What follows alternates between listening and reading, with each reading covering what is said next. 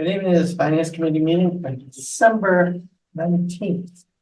We're going to talk about our departmental liaisons first. We will run down of what the departments have submitted to us for budgets for FY25. And we have a reserve fund request from the planning department a little later. And we'll talk about the rest of the budget scheduled as we move forward, including a meeting with the select board and the park and rec commissioners to talk about their survey that they just completed. Marilyn, any minutes? I have two lots of minutes, and the 12th and the 26th of September. Okay, we'll have minutes at the end. So with that, we'll start to get into the budget summaries that we are doing. I'd like to make this as open as possible for us. So as people are presenting their budgets, we have questions. Certainly raise them to the person that's presenting. We don't expect everybody to be an expert in the budgets that they're talking about. If you can answer it, answer it. If not, let's kind of put it on a list. So when we have the departments in front of us later on in January, we can remember to ask those same questions of the departments. So what we have in front of us and what we talk to our departments about is the submitted budgets. So right now we're $3.3 million in deficit position. I know Ryan in the TA's office is going through talking to departments to try and get that deficit down and present us with a balanced budget in January. In talking with Ryan, I think the goal is to get the budget books out first week of January. And with that balanced budget that was submitted, we'll get a list of how we got from 3.3 million to 0. And then we can look at that. We can talk about whether some of the things need to go back in, whether some additional things need to go back out. Remember, once we get to a balanced budget, we put something in, something's got to come out. Take something out. We should prioritize things as they go in. So we have things, make sure you're keeping a list as we go through this budget season, just to make sure we have a list that's your priority. And then we can compare notes at the end as we try to put things in. That makes sense for everyone? Yep. Excellent. So I think we can just go straight down this list of the assignments. Brian and Al, you want to start us off with police, fire, and dispatch? How's that? Sure. I only went to half the meetings. I went to the police meeting, not the fire, so. Well, let me talk that and jump in where I get them. Okay, so we looked at the capital separate from the non-capital. When we're looking at the just the operational budget, a few items jumped out. Chief salary is going up 9.85. Deputy chief's going up 13.42.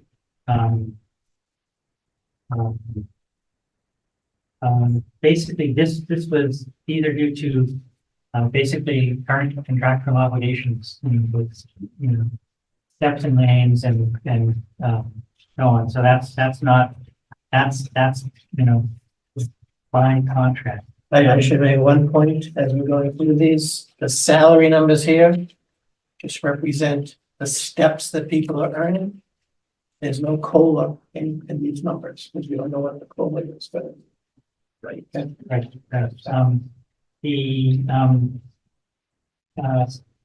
general from these salaries, let's go up 5.08%, but bear in mind that it's union negotiation. So I mean, when those come through, Chief is saying he would be surprised if we were something in it less than 5%. Just given everything that's going on, so Yeah, I'm just trying to fix my seat. Oh, okay. So like the general salary, for the department outside of the chief and deputy chief went up, 74,000, but I'm expecting that to go up. Yeah. It's hard not to. Um, there've been, some promotions and so on. But that's the gist of it. Those are the only ones that's, really, mapped out. There's other line items that are going up a couple thousand, even, I mean, print bill is going up 24.1%. Sorry, the 37%, and education incentive is going up 24%. That represents a total of, $25,000. So the percentages are high, the actual numbers aren't so high, and not much you can do much with. That's the, Does he have incremental discount in this budget? Is this a help? Yeah, he's asking for, two people, not the second school resource officer, but two people. Two patrol level? Yeah. And so those are that's the gist of the, wages and expenses part. We then go to, capital, they had 2 items. And there's been some discussion on social media about, oh my God, cruisers only last 2 years. That's not in fact the case. The cruisers, they have 10 marked cruisers and 5 unmarked, and 300 covered. The scheduling is replace 2 vehicles every year. So that, gives us a 3 to 5 year lifetime, per vehicle, which has also kept the cruiser maintenance, low, looking to replace one of the marked cruisers with a hybrid. And all vehicle pricing is projected to increase, 12.5%. We know that going to the hybrids is saving us like approximately 45% on gasoline, on fuel. It's unclear yet, what going to hybrids does to our maintenance costs. I mean, nobody really knows yet. The hybrids are so relatively new that we don't have any good data on that. So, they're, looking for, 2 more unmarked cars. The second project is, an EMS phone system. Basically, what they're wanting to do is go to an automated system. So when a call comes in, there's an automated system. So you can say, person has shortness of breath, what do you ask them next? Person has this, what do you ask them next? And it's a time saver. It basically streamlines better quality of service. They're asking 42,000 for that. If they go to that, just to upgrade the current one is 22,000. So it's 22,000 to basically stay where we are, 42,000 to get what is believed to be a much better system. That's what we got for.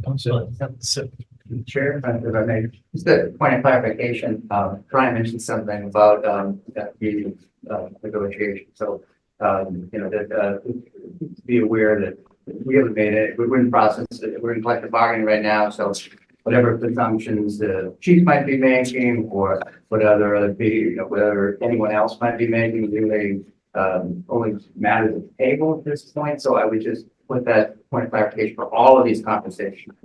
Just let the finance committee know we've got 4 contracts that are up at the end of this fiscal year. So it's going to be something that Jim and I are going to be doing a lot of work on, but I just would caution the finance committee to make any statements or to repeat any statements about collective bargaining at this point in terms of what commitments we're making. So just please keep that in mind for everybody. Yes, thank you. don't listen to me on those topics. There you go. Okay, well, I think the My- point, because I was in the meetings with Brian, and I think the point was exactly what you were saying is, it's an unknown right now, right? So these are the numbers they have, but they may be different when those negotiations complete. And that, and as Steve pointed out, really the only things that are in here right now are the step increases, and so just want to put that qualifier in there, and so the heavy lifting of what that process. Sure. Okay. Did you get any sense when you talk about capital, and the replacement of the vehicles? Why the maintenance is going up 10 grand? Maybe up to 30. You mentioned that at all? No, I think that's basically just everything. And I mean, I know. But everything just goes up. Right. Right, so on the capital, so it listed as like an unfunded mandate for 911. I mean, is that something that we're legislatively required to make those capital improvements, or it just so it's listed kind of makes it seem like, So, yeah, we have to put a source of funding here. I think that just, I think that this might be something we have to update, Tyler, Yeah. but I think we're happy to do that. And that is to, the dispatch supports both, police and fire. So I think that, give the funds, which I think we may have thought that there may be also a grant available for, but for the next version is very updated. yeah, it's more than just a project subscription, right? Just the way it's listed is emergency management dispatch unfunded mandate 911 makes it sound like it's something that we're. Yeah, but it's sometimes when the department heads, you know, they know that unfunded mandate, sometimes I think it spur on a little more action on it, but as Brian highlighted, though, it's actually a fairly, interesting, thing where, you know, you're going from looking at hard copies of books where an emergency comes in, then this is really much more interactive, this software where, you know, just for the voice prompts and action words come up, and you'll be able to see that software and be able to provide better responses as issues come up. So I think this is a good opportunity for us. It's the dispatcher's voice that it would be responding to, not the caller. So I think it might be both, Jerry. So it's not trying to get ahead of what the appropriate script would be depending on what the emergency is. And I think that there'd be some capacity for the 911 operator as well to be able to put some other prompts in and refine it and guide so that they can then get step by step. It's something that's just on the screen as opposed to, okay, this is under chapter 7 for whatever issue. And I think we assume that all these calls are recorded anyway, so they're not, I don't believe there's privacy consideration. And also it's not stated, but I would assume that if anything was done, they would try can't fail, so they would probably keep the cards as a backup. I was in charge. And then I guess I have one question on the operational budget too. So you said there was just 2 new hires for patrol officers, but then like it looks like the salary full time is going up 74 grand, and then there's a lieutenant salary, which is a new cost. Are they? Part of this is Please. yeah, the part of it's one of the lieutenants, it was promoted recently, so it's actually in this room, we said that the pinning sound for. And so this is part of this would be the backfill for that. One of the positions is backfill for that position.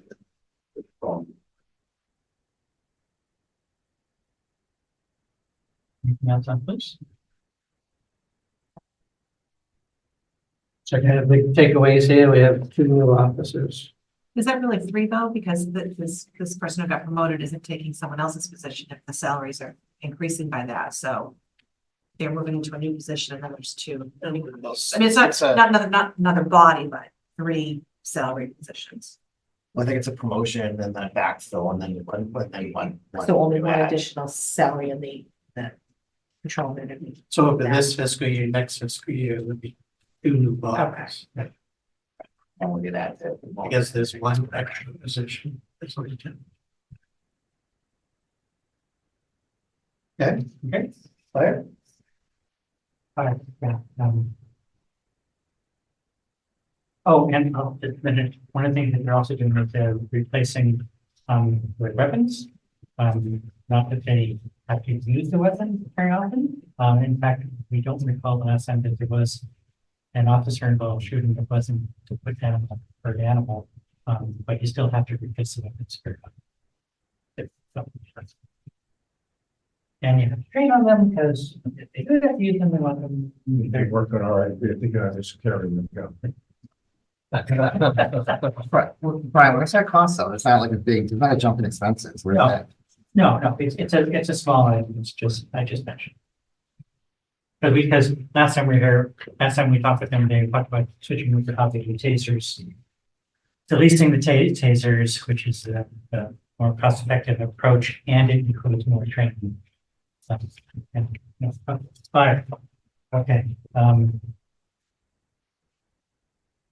not all that is, so in looking at the wages that are going up, and correct me where I get it wrong, please, but, you know, chief salary going up, you know, 14% and change. EMT wages are going up 16.2%. That's, you know, just a skosh under 200,000. Again, contractual. There's really very little change in the fire expenses per se. We talked quite a bit about ambulance staffing, and I'll say just for the general audience, one of the things that I wasn't aware of, thank you for explaining it, is that I assumed that basically I was saying, how often do we have, you know, one ambulance staff and it's helping a call, and then another call, you know, comes in, and so you have to have the second one. And the drafts that I saw were talking how often that happens, and then how often is the third call come in and both ambulances are occupied, and that's also talking how often it comes in. One of the things I didn't know was I assumed that most ambulance transfers were to Emerson, but quite a lot of them are not, because Emerson no longer will accept cardiac and critical and critical trauma patients. So if our ambulance has to transport either of those categories, it's to Lowell or Leahy or Worcester. So it's not 15 minutes out and back. You know, it's an hour or more easily. So the time, so our demand for ambulance, because Emerson won't take these patients as much as before, that implicitly makes our demand for the ambulance go up, because each ambulance trip is longer. And you know, you need two people, you need the driver, you need the person in the back. If it's certain categories that I don't know, you need two people in the back. If it's you're right. So there are lots of times when we want two people in the back. So if we have both ambulances out and even just assume that they're regular calls, well, that's 4 people. You know, and if either one of those is a 3-person situation, then you know, then you're stuck. So let's see. So we're all familiar with the whole notion of callbacks, and you can be asked to do a callback. You can, if they don't get enough people, and they ask, they can require a callback. Right now, looking to be 45,000 over budget now for callbacks. Working on that. They've got, in terms of new people coming on, it's one person coming on board. But once a person comes on board, there's still a lot of training before they can be the only person back in the truck. Someone who hopes not to use your services, like the person in the back of the truck is not red. So Brian, just quick, I guess before you, so the firefighter EMT wages, so that's that 199,000 is inclusive of one new hire, or? That's 3. Okay. Chief, just so you know that this is the submitted budgets we're looking at. I know you discussed changes with Ryan, but that's not what we're looking at. I'm saving for February. This surprised. is just spring training. Yeah. Um, It's one of the things that when I look at this budget and I see 3 new hires, I don't see the reduction in overtime that I was expecting. So this $9,000 increase, but I know that's one of the things that the chief has gone back and looked at and has submitted a reduction in the next version of the budgets that we'll see. Right, and we looked at a graph that showed, it's basically a lagging indicator. As, you know, as a new person comes on board, you're spending, you know, trying to do it reverse, you know, you spend more for the extra person, and then it takes a while before they can take on the extra load. And once they can take on the extra load, then the overtime can come down. So it's there, but it is a lagging indicator. It can be months. And I'll say, last year, the department did 1,200 transports, which is basically, let's see, in terms of, capital, there's a request for, 175,000 to refurb the 2012, fire truck.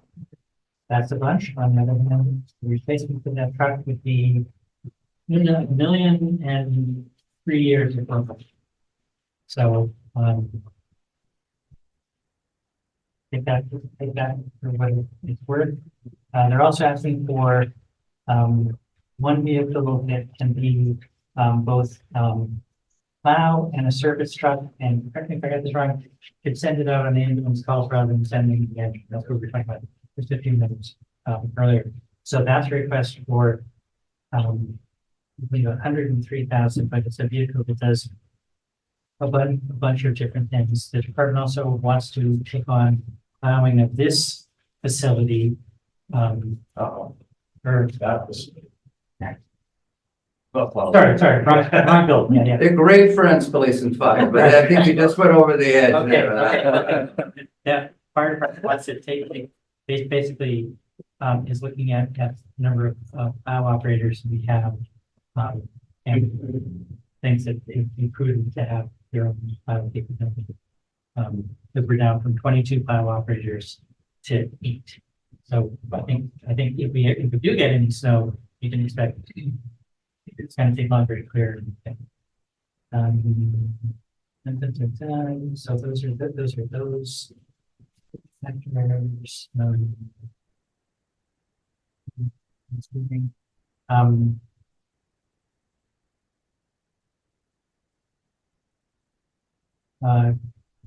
Yeah, and that's the gist of it. Just two questions. Holiday street time is going up disproportionately to head count, or are we changing the way we're looking at that? Or? That's contraction. So that's, I'm I sorry. don't speak, it's contractual, the holiday straight time. That's part of the CBA. So that's an increase. I'm not sure which, that's gonna be tied in directly to negotiation. Okay. Right now, it's reflective of 3 new bodies. That's what that increase would be. So like there's some things you add a So, body. yeah, I'm sorry, yes, education, that, Education, fire protective clothing, uniforms. Yeah, yeah, they correspond to the 3, so we counted for them at the highest, whatever that might be. So it's the same thing with the police. You add a body, there's a lot more expenses associated with that body than just salary.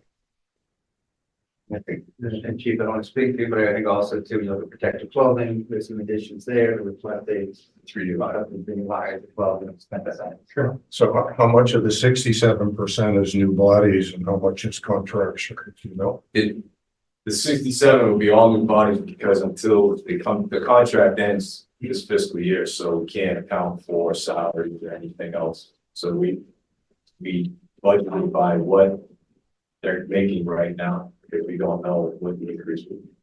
So there's a step in there. So with the step, Well, yeah, that holiday that- pay goes up a little. Yeah. And then you're hiring 3 you know, the math doesn't work. new people. All right. Okay. Anything else for fire?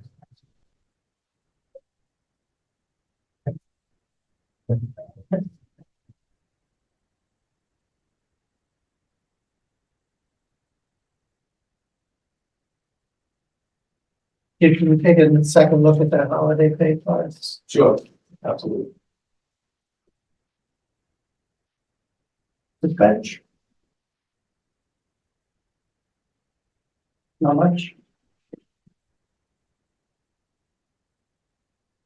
Charlie, do you want to take DPW or? Yeah. I'll do cemetery because I did that. Yeah, I can give it a whirl. Just correct me if I forget anything.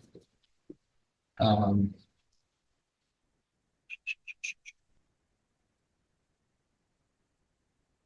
All right, so, UPW, small increases to director, operations managers, contractual, trucks and lanes, hourly wages, it's a slight reduction based on just replacing, folks who left at a lower rate. Business admin wage, have to reduce the by overtime again, all pretty small increases. Longevity went up, which actually, and then uniform allowance has gone down, just based on, again, some difficulty in backfilling, employees. Not a whole lot changed in expense line either, right? So, so advertising up a little bit, just, partially trying to fill the gaps in filing things like that, right? It's have to spend a lot of time and energy chasing things like that. Office supplies went down. Vehicle maintenance is up a little bit, of $2,500. Technology supplies, that is an expense. It was reclassified into DPW, right? So it was the IT budget last year. So hopefully we'll see a reduction with IT. And again, a real small increase in uniforms. Line painting, increase of 13.5 over last year. But I can't remember what that was. What that expense, why it was dumped up that much. I think you're gonna help with that. They went under contract for line painting and finding it's continually going up a little bit higher than, historically what they've had. So, I think it's just a reflection of the bid that they put out. Okay. This year. Sure. Again, small increase in police detail, it's $1,000, but 15,000 to 20,000 last year. One thing that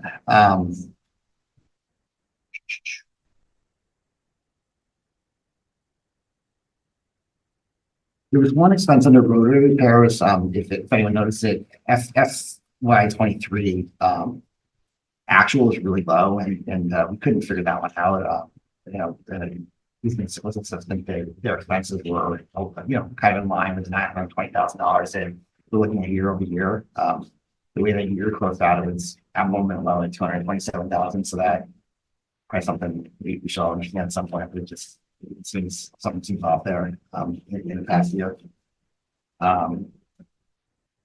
Snow and ice, and kind of even budget from last year, right? And this is one of the things where we can, it is what it is based on how the winter unfolds. That it's going to be a challenge with the service wise to get everything done as quickly as possible as in the past.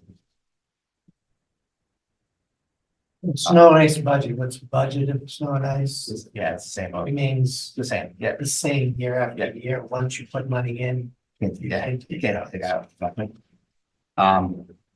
Transfer station wages, again, pretty static, right? Small increase in staff wages, and nothing higher there. Tipping fees have gone up a little bit. It's it continues to be a really challenging market with recycling and things like that. So those costs keep going up, and we're not getting a whole lot back on the recycling side. And then slight increase in supplies.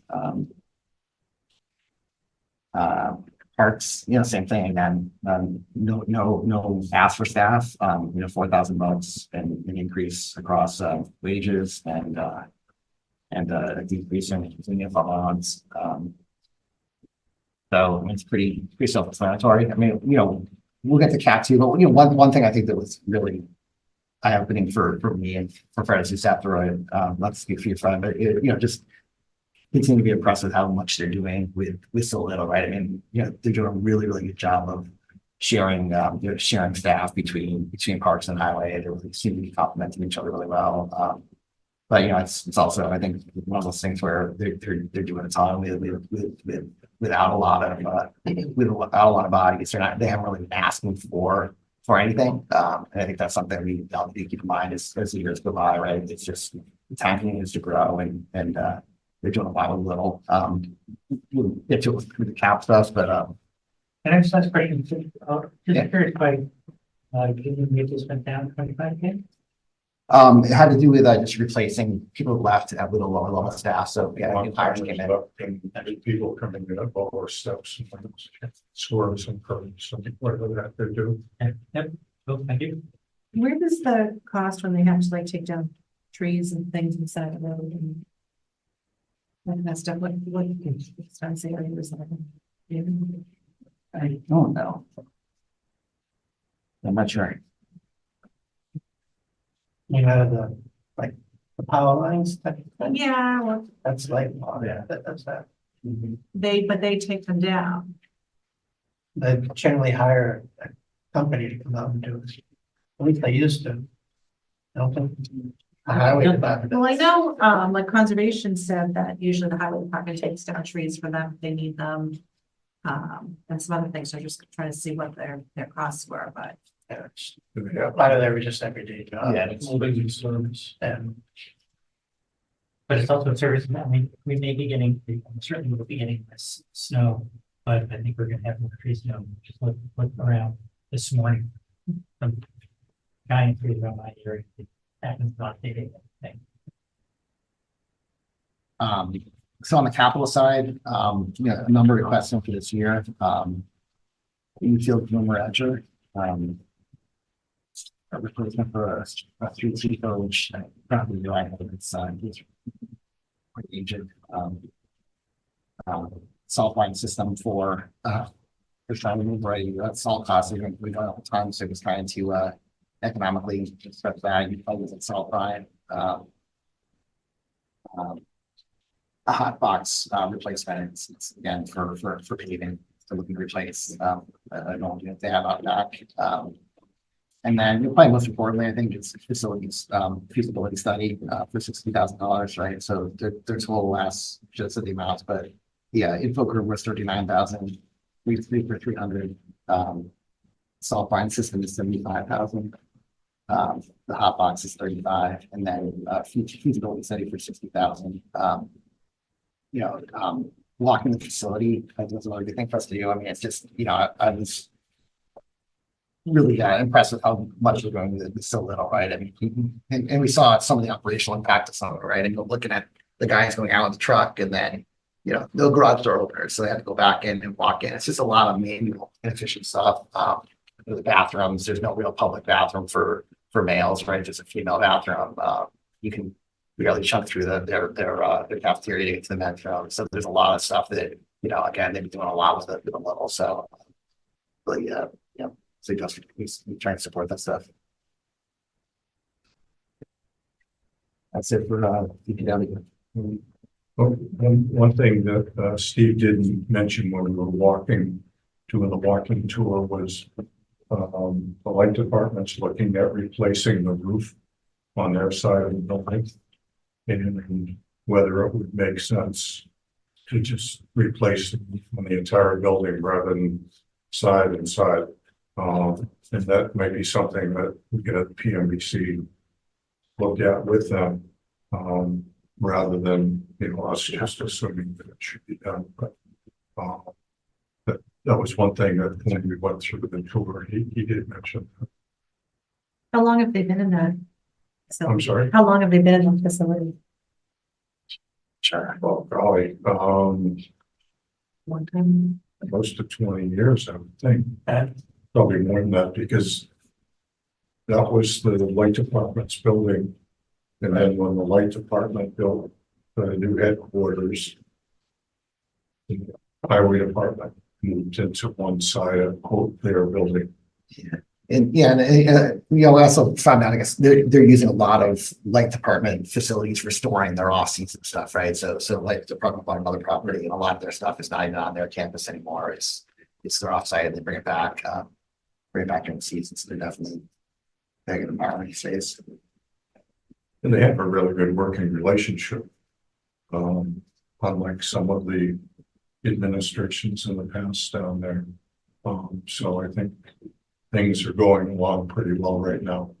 I think Steve gets along fine with Nick's people, and I think they help one another out. So from that standpoint, I think things are going well, and we're actually storing some of the off-season stuff on the old Barley property, which is light department property. So they are working together in that. Any questions on any of that? Sorry.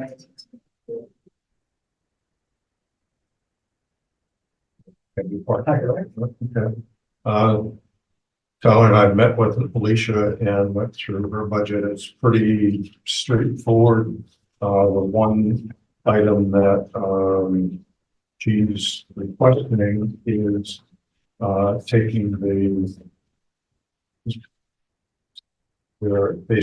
admin staff. The town pays for 50% of it. And what she would like to propose is the town to pick up 100% of that, which would be a $31,000 increase in her budget from the town side. And that would allow her to just drop that 30,000 to programming. So if we find the money for it, that's what she would do. She'd spend the 30,000 on that staff, and that would allow her to increase programming by 30,000. She does. She had it in there the last couple of years, and then it got bumped out. Because she has a source of revenue to pay for it. There's one of the few departments that has money other than what the town gives. So, she sort of feels like maybe it's her year to get a little something more from the town. And we did ask about the revolving funds. Their year-end revolving funds last year about 385,000. But that heads into the summer season, where she has her highest spending. So it does tend to build up going into the end of the fiscal year, which shows up as quote extra money at the end of the year, but she spends it right away in the first quarter of the year on the beach, on TNT, and all those things. Right. Can I actually ask a question about the beach? I'm curious how much income gets generated from the beach parking stickers. Yeah. And also the stickers you have to buy to walk in. I didn't know so. Okay, because I want to make sure about that, because I think those are, I think those fees exist for unsavory reasons. And so I don't go, I've stopped going to the beach. I live right near it, and every day I'll pay to have to walk in to go use the water in the beach. And I think historically the parking fees are meant for outsiders from using our beach. I find that offensive. So I'm not sure when to bring that up, but I'll bring it up here and every time I can. That's a fair point. Number one, I didn't realize sure that, so. Sure, yeah. That's basically it on the spending side, from a town perspective. One thing that they were looking to do was to work with the Conservation Commission and possibly put a fishing dock over on the See, as you face the water on the right-hand side, it's a long strip of land, which is conservation land. And they'd like to put a fishing dock over there for two reasons. One, keep the kids with fishing pools off the beach. Yeah. And two, you know, that they do every once in a while have somebody pick up a fish hook and a foot on the beach. So they would like to do that. It's about a $40,000 bill at capital. But other than that, it wasn't that.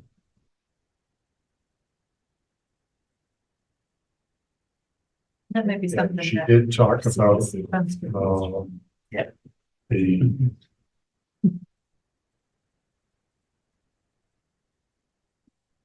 survey that, they did, and they want to, so I suggested that she make arrangements to come into us and the select board and see if, you know, there was anything in there that we were interested in supporting, or at least knowing more about what the survey said. And she's actually making arrangements to do that. Yeah, talk about that, makes sense. Just if I can, could for Uber look, I went back to them and asked them, we have joint meetings scheduled with the select board on Tuesday, January 16th and Tuesday, January 23rd. There are joint meetings, so I was invited, KFC to join us at those meetings. And then the list could also be presented by the that time. So, the efficiency, what the efficiency service.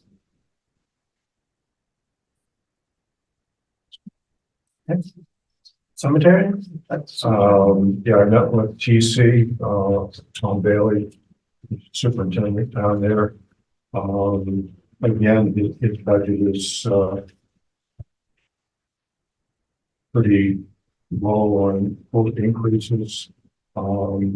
He had a long-time person leave, and a newer person come in, so it's a similar situation. Sure, sure. You know, steps and names have contributed to that. On the expense side, excuse me, vehicle repair is up. He's having some trouble with his backhoe, and it's going to have to do some hydraulic work on it. That's why the increase of about 4,000 there. Software is up from a budgetary standpoint, but the 2,500 that was budgeted in FY20 for FY24 was actually $3,080. He's budgeted 3,000, so it really isn't an increase.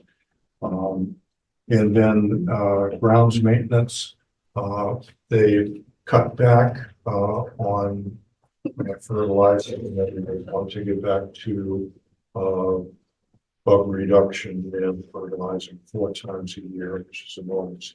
And that's the increase that he has there.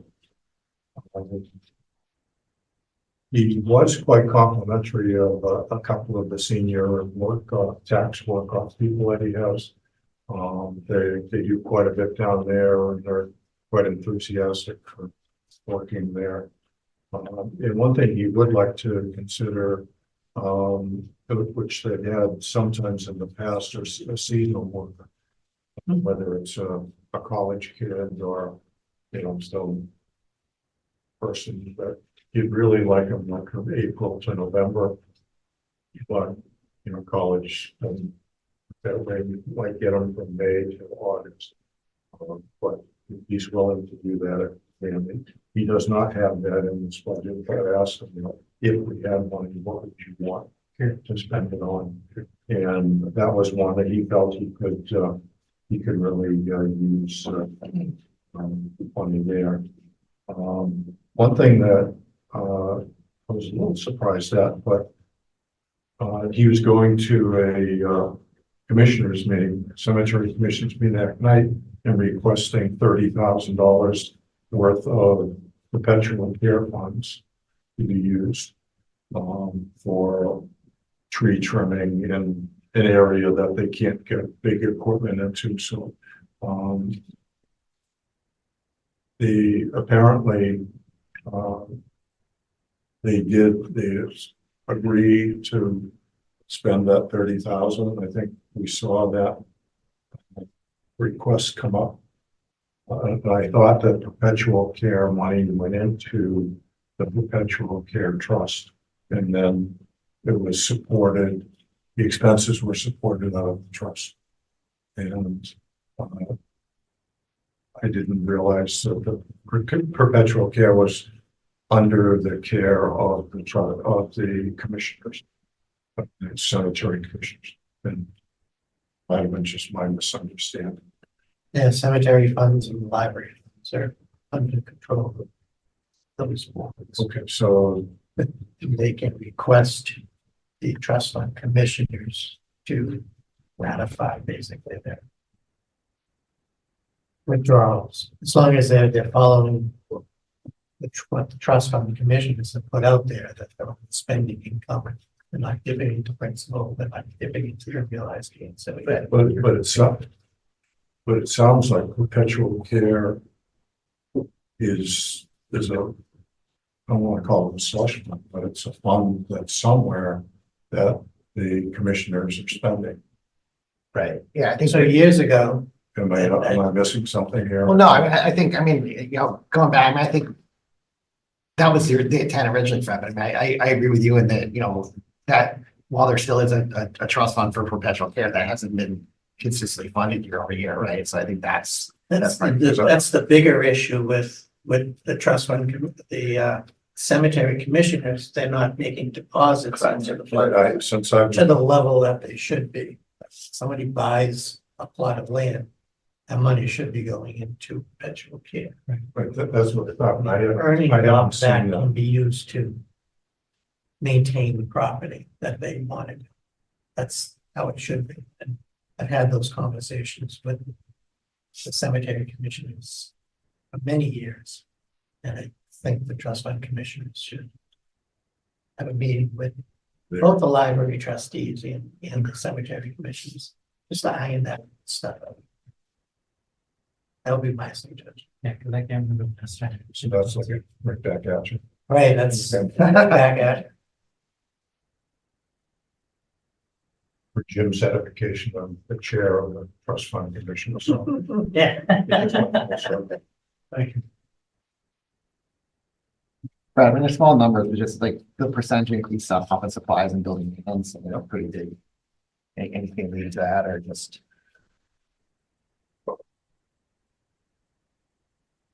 You know, on the capital side, he put in a truck that he said he thought he could get away with, maybe not doing. And a larger, I think next year, he had,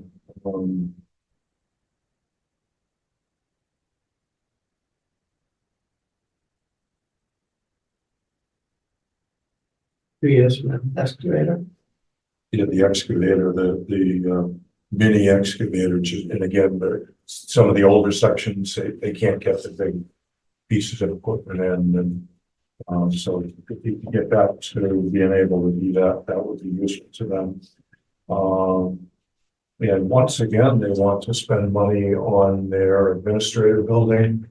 I don't know how many people were around when that building was built, but it was a fancy new construction that basically is wrapped in foam, and birds absolutely love it, the nesting material. So keeping the birds off the building or tearing the sides off the building is really difficult. So there, every once in a while, they have to go and repair it. So there's some, it's really.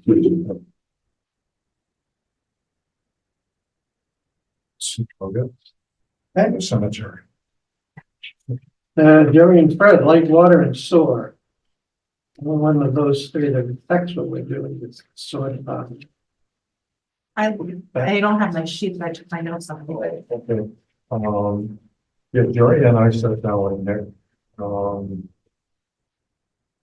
Nick, weeks ago. And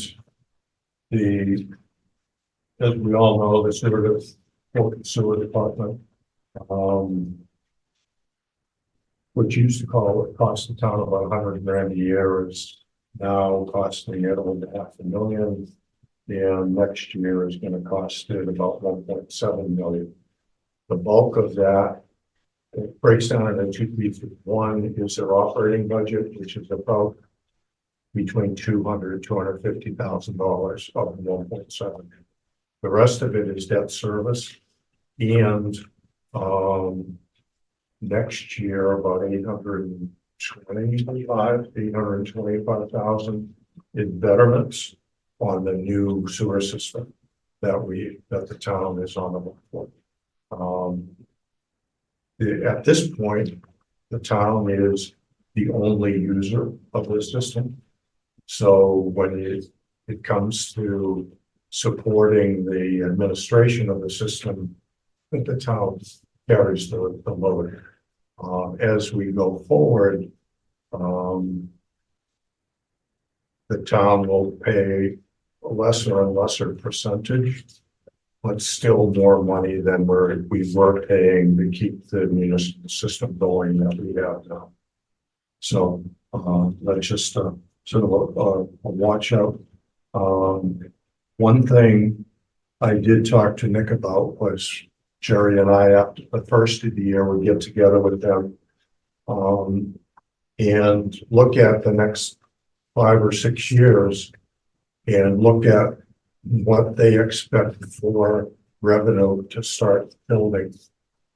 Because without that, the town will keep having to pay a disproportionately high percentage of the debt service. Now, the town has an agreement with the light and water commissioners that over time, what we're fronting the project will come back to the town, but that's going to be a long, long time before we get back to zero. And what Jerry and I were talking about with Nick was to try to put together what looks like a very simple business plan. You know, the balance of what the town is owed is going up like this. There is no revenue other than what the town puts in every year. A year and a half, I think the plant will open. The town will start using it, and then other people will start using it. And what rate do they expect other people to start using it? And then we can project what the revenue looks like versus what our continued piece is. But it's a big deal. It's a big nut. I mean, we're next year, even without the betterment, the sewer department would be about $900,000, $800,000 with debt service and their $250,000 budget. Just. I think it's going up, you know. Yeah, but there's 825,000 in betterments, which is a one-time, Right. and then it goes up to 3. so next year, we're talking 26 at this point. The betterment goes away.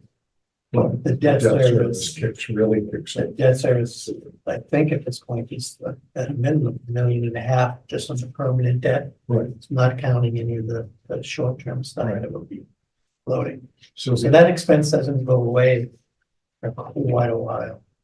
Right, and I'm a little surprised that we don't already have, you know, a spreadsheet that says, I mean, when the whole sewer, I don't want to use the word debacle, but when the whole sewer was coming online, it's like, oh yeah, we're gonna have everybody it's going to pay for itself. gonna pay for itself and everyone's gonna come on board. And how is it that we don't?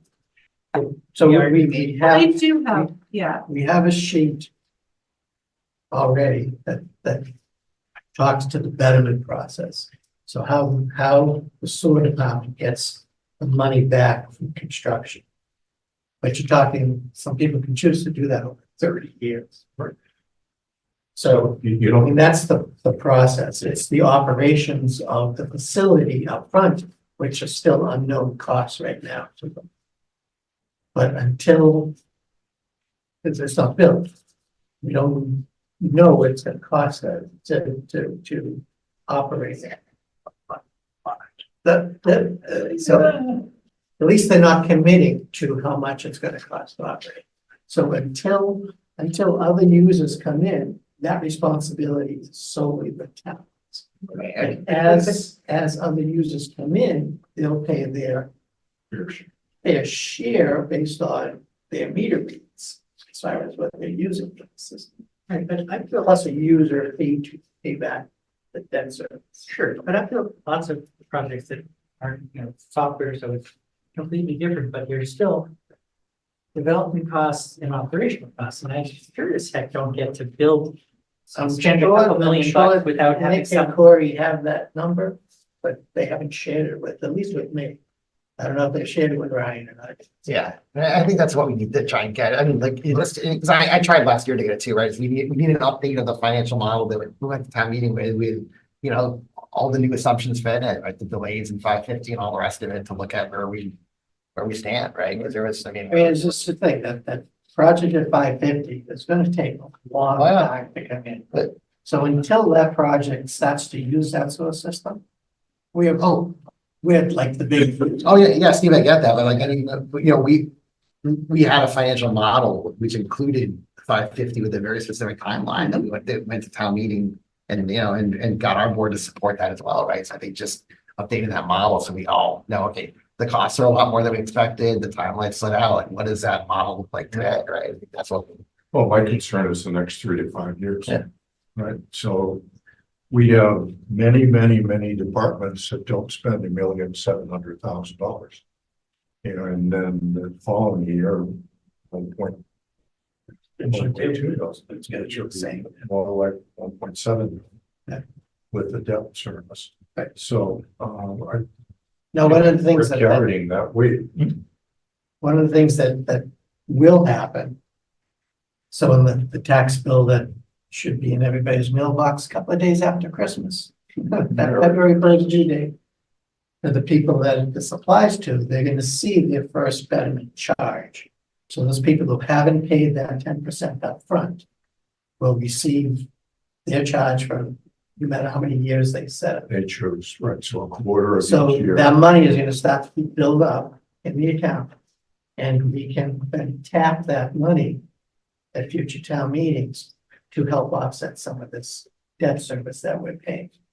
So where the expense that we're looking at next year for debt service could be $1.5 million, there could be some offset to that. That's And our 825 that we're putting in this year will be part of that.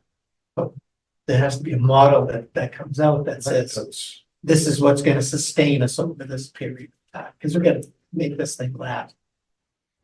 Until we get that big chunk when we actually put out the, yeah, absolutely. No, that, 550 is gonna be billed for their 10% on this tax bill that's going out. So they're gonna get the 10% charge spread over 3 years right now.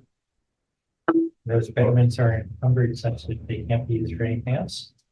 Yes, that's Thank state law. Yeah, okay, yep. So anytime new money comes in, we have filters. but again, I think it's really imperative for the next 3 to 5 years because the town is on the hook for a big piece of this, at least for that time. Did you want to say something? Did I see your hand go up? Good. CPC? I did not get any. Carol. Okay. EHS, Jerry, Jim. Well, it's just me. It was just Jenna. And it was really a lovely introduction to meeting with people. So Liz was the first person. Oh, that's not true.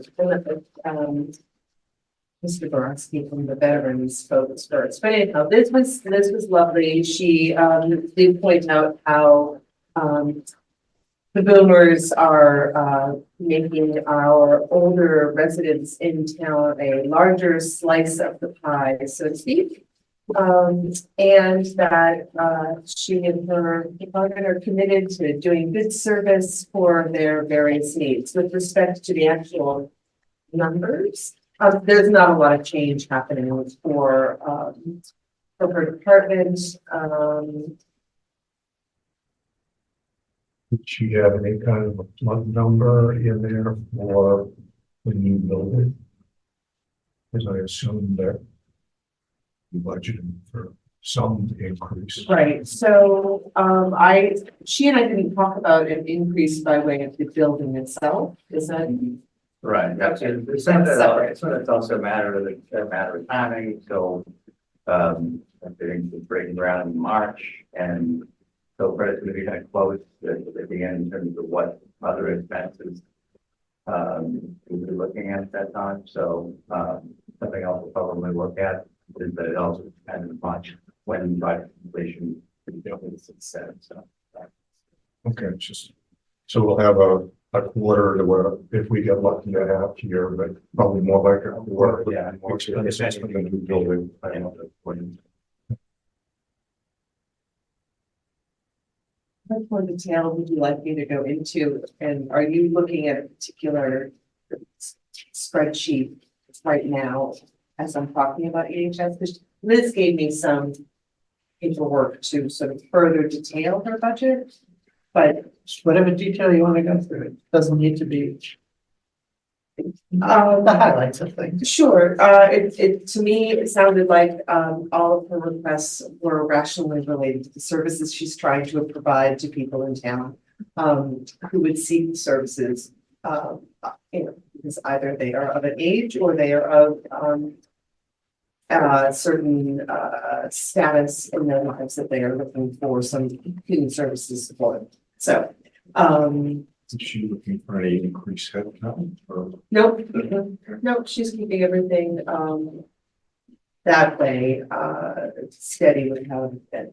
So the only thing that jumps out at me is, I look at the professional services going down to 12 grand. Right, so that professional services where it's at 32 or 33,200. But this next time around it's dropping. Apparently for a time period, the department was being billed $16,000 annually, but it was being charged every other year for $32,000. So what she's done with that number for this year is she's saying that they don't need that same service in the way that they had before, and she's transferred it over to there was another place where it moved or shifted from. It was a service that they weren't using, but will be being billed for. So she's now saying that the professional services, this 20,000, instead of being the 33, it is. It has to do with fees related to these different programs that they participate in, that are supporting their delivery of the programs. It's something called like ASAP program, and it has to do with elder affairs and getting information and sharing services and, the in professional services column, which is this 20,000, includes some new expenses, which have to do with a database fee, conference fee. We're looking at $2,700. I mean, it's really very teeny tiny potatoes as far as that increase that is added into the 16,000. But minus 16,000. Okay. All right, so. I can see what you're talking about. If you look at the actual data from 23, Yeah, it goes down to 16, and she's budgeting higher. yeah, okay, so you can see it? I can see. All right, if you can see it, Steve, then it's been seen. So anyhow, that's her stuff. Okay. Library? You have library too? I had the library, I met with Sam, and, as you can see from the reports that you handed out, the library is, steady by way of, its numbers. I mean, the library, you all have a lot of spreadsheets that we have to try to figure out where to go there with. culture and rec. Right, so Sam has, right, the longevity non-union stuff dropped because a couple of folks who've been there for a long time are no longer there. And just a slight increase with respect to staff. It is a large increase for postage, but, it's percentage wise, but it's just a tiny bit. So, yeah, so the library is 0.53% above last year. So, not much. And the library delivers all sorts of services, which many of us use on the regular. So it's a good thing. Did they happen to mention the consortium, MPLC, MBLC in which way? going up by 10 grand? Did they mention that or not? It's You're- not in, it's a separate budget. It's The on the cover sheet. MBLC participation Yeah, membership, I don't recall, well, I mean, he's got MBLC content for 10 grand on library expenses. So maybe new, I don't know if it's new because I didn't, but maybe it's new. Let's see. Yeah, I mean, on this piece of paper here, it looks like it's new, Steve. It's got a whole separate line. There's the MBLC for 39,000 and then And the then content for 10. and since their budget's going up by 10, we can assume. We can make all sorts of assumptions. Yes, we can make that, so I can circle back with Sam and confirm that this in fact is. I thought you had the inside track being a former library trustee. No special checks. Though Sam's nicer to me than perhaps he would be to, I don't know, Alvin. All right, so that's the library. LCTV, Okay, so I met with Mark and Mark is he's one of the happiest town employees I've ever met. He loves his job. And he shared with me how historically he gave me a lot of information, but what he gave me goes back to 2012. Suffice it to say that LCTV is totally self-funded. And they're self-funded from getting the fees for the people who have cable. And they are projected to continue to be totally self-funded. So he did mention that he has $250,000 at a piggy bank.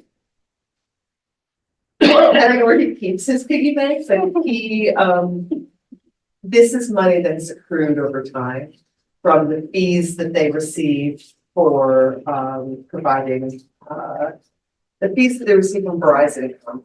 right, so that's what they use to fund their capital. Correct, It's correct, yes, but anyhow, they've got $250,000 in a piggy bank, So this so piggy bank, from what I understand, is decreasing. Yeah. Right, that's the, sure, I think the big core model there at the LCTV.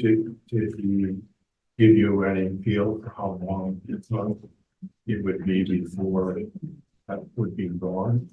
The piggy bank? Yeah, because This he fees are going talked down. about that last year. Yeah, Right? so he is hoping to continue to be innovative with how he's going to get his money. We talked a little bit about things like pay-per-view and whether he might send out a survey and ask people like, what's your tolerance for paying for things? He mentioned that the high school football game got 400 views. And he said, you know, we charge like $10, like with 400 people still at home, put it on if they had to pay for it. I said, you know what, you can't know these things unless you ask. And there's no harm in asking to find if people have an appetite for that. People subscribe to all sorts of things that they rely upon, you know, and feel like they need to help pay for it. So he's thinking about some different ways of generating money.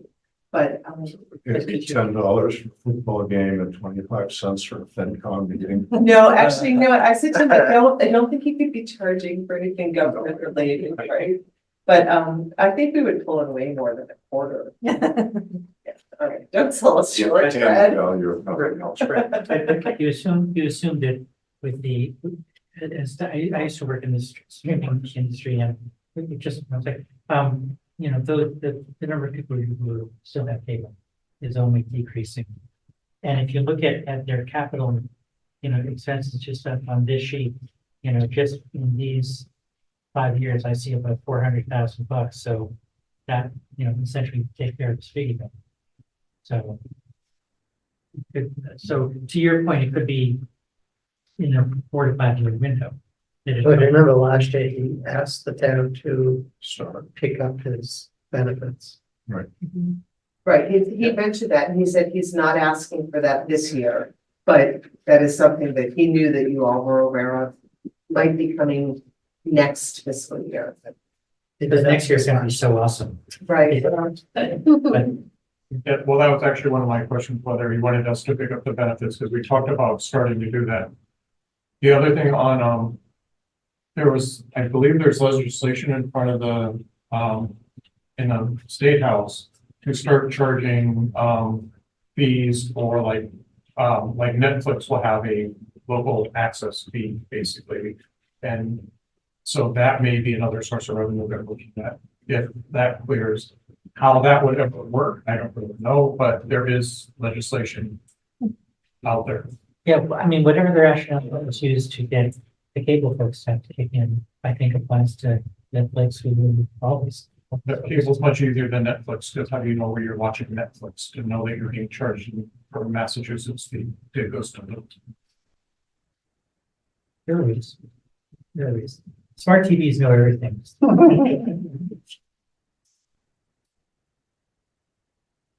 You go to that?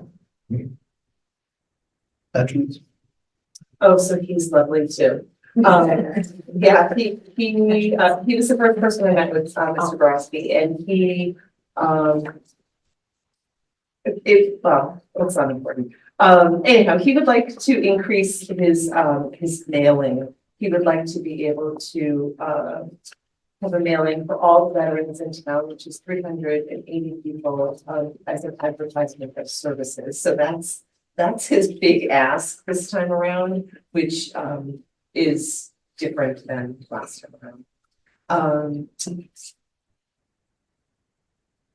And. So he hasn't reflected that. Yeah. in his budget. Oh, well, on the piece of paper he gave me when I got offended, he has that. Where are you? Oh, I see right there. Health and Human Services. Oh, no.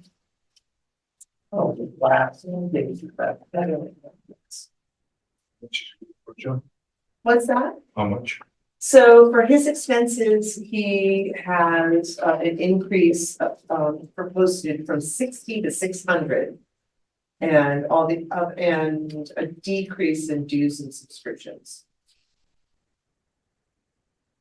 Follow up with Ron, that has been reflected in. the Okay. recommended, the bank account. Oh, sure.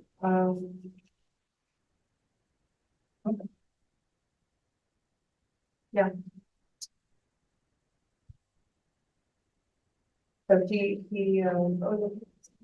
So I just want to say that Liz did mention that 89 seniors participate in the work off program. I'm just going to go with that. Yeah, that's a lot of people. Less than in previous years. Oh, for real? Yeah. Right. So, okay. I have a question. At some point, don't we have to go to a full-time veterans agent when we get a certain population? Are we, what, do we know? Well, the 15,000, something, 50, Do we have a little? everything. That's not much. Is that the next official census or town census? You go by the census, the one continues. Do that. So we have 10 years before it. 10 years.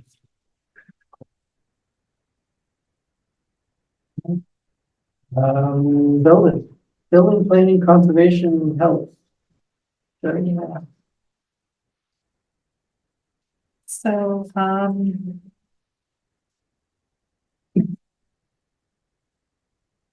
building, the only real changes were in the breakdowns in the wages, and they didn't really know too much about how those numbers came, because I think those were just things got from the office. but they're currently paying for an on-call, commissioner, Mike has to take, a test to be able to do that, which he's planning on working on and doing. They are looking to upgrade a vehicle to a hybrid SUV in FY 26. And they'd like to keep their current vehicle to share between the departments. That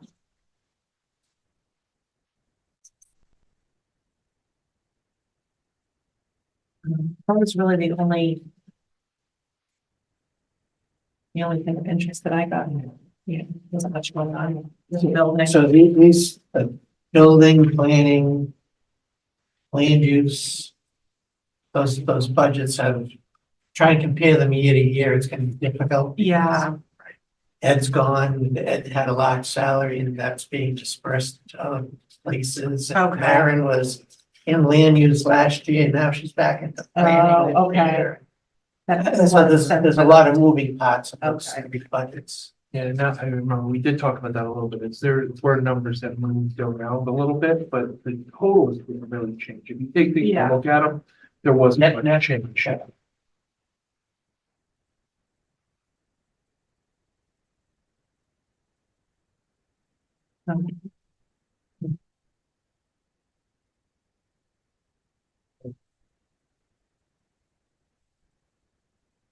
So Mike said he's going to take it back. Yes, yeah.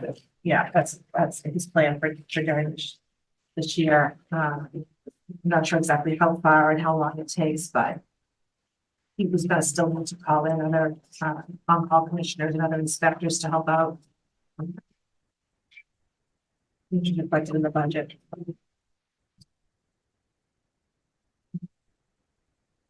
Planning. The planning department, yeah, again, the only real changes were within the breakdown of the wages.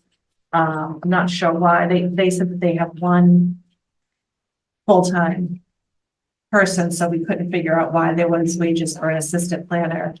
And, So we just like hired. assistant wages, right, but I think part of it was because part was maybe partway through the year, so I don't really know how those are broken out, but the totals were the same. Somehow they broke it out in 3 categories here instead of 2. I think I can answer that, Terry. So you have town planner, which is. Yeah. So a new assistant, town planner, we hired Cooper. And then part of this is also we're putting in, the assistant wages, just putting that amongst some of the departments, so. I think that's could be part of Brad's salary. Adding that.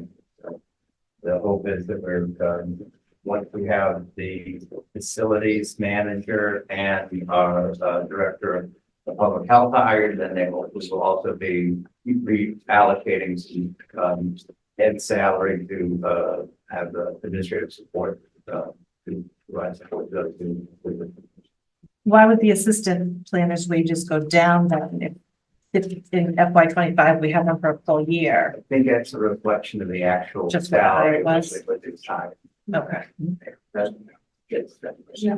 It was rated at a lower level than we anticipated. Okay. And then the only other thing I noted was that we were gonna be looking for about $30,000 to work on the zoning recodification. Is that right? Yeah. that's They applied for a grant, Transfer that we're gonna. but didn't receive it. Yeah. That's not going to. No. No. No. Okay.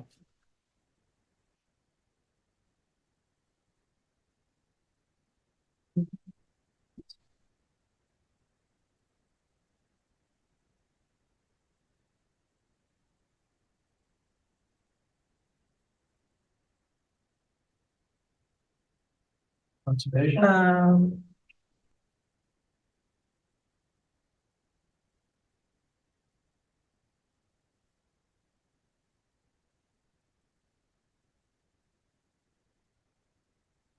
So the only real addition here was they had a hire started in July. And they're just looking to be able to keep him at 40 hours for the current year. He's been doing some work with a couple of other, partners, and I think a little bit of the, department to fill in, they wanted him in conservation, full time. So he's a part-timer now and they want to move him to full-time. Well, he's part-time, I think, in conservation, but he's doing part-time in a couple of other areas. He was part-time last year, moved to full-time July 1st, picking up some planning hours, some large department hours. And A large conservation would like to keep, would like to move him full-time conservation. So the salary is split with planning to last year, this year. I think there's some town LWD. Right. Yeah. Okay. So, but this budget will propose that it's all town roads. Conservation. Oh, yeah.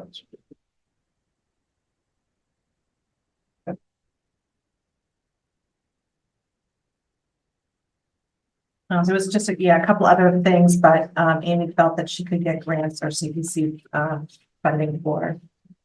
So they weren't really looking for anything else that I had noted. Did you have anything else? It was more of a question for Ryan. So I see a line item for Oak Hill Conservation Maintenance. Isn't that the stabilization plan we had in Oak Hill? I think it's a title, I think that might, it's not necessarily Yeah. Oak Hill specific, but it may be just the whole title. I think that's, general. Yeah, we did talk about that, and that's what Amy had said too, that the Oak Hill really didn't belong there. A legacy. And that was where we're talking about that, when she was talking about the highway department helping with tree removal and things like that, so. So it's just maintaining the conservation plan, basically. Sorry. But if you going back to planning, building, just, well, are there any new heads at all in the fiscal 25 budget, or is it just moving stuff around? The main difference, Tyler, would be for conservation in that, the technically, we've got, only at 25 hours and, the Tim, it'll be moving, to, currently he's 19 hours, but we've sort of bumped him up temporarily for the rest of the fiscal year, taking on tasks from a few other areas. And then this would be a permanent, proposal for permanent increase to full-time for Tim. And that would be Tim at 40 hours and, Amy at 25 hours. Yeah. Talk about buildings though. Yeah, I guess that's outside conservation, like when you look at the salary across the three, it jumps up 83,000. Yeah, Mike had That's what I'm thought trying to that figure out. the outside inspectors were probably included in there. In the building inspector, administration staff wages was what he was guessing. There as well, on calls, inspectors do, so, and when any inspectors are on vacation or anything, so that might be. Might be included in that number.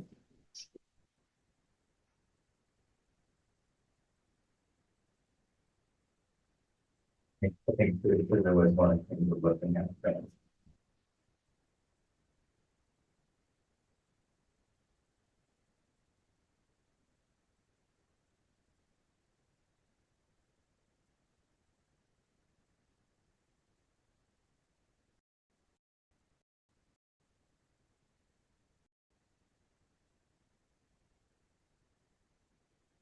Okay.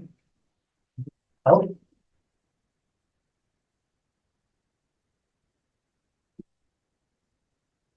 About that. So there wasn't much of a change, well, there was a change from, budget 24 to 25. Those are the health expenses. And, those tie back to the email that they sent to the office, except they did ask for another $5,000 on top of the 11,000. They wanted to have something for called health expenditures. So something that is more specific to health services, so it's kind of health supplies. I didn't ask what they were, but there's health supplies, so they're really looking for not 11,000 of expenses, they're looking for 16.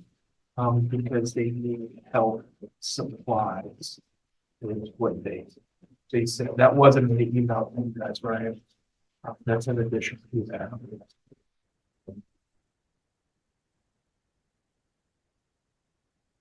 Did you guys talk at all about where we are in the health agent process?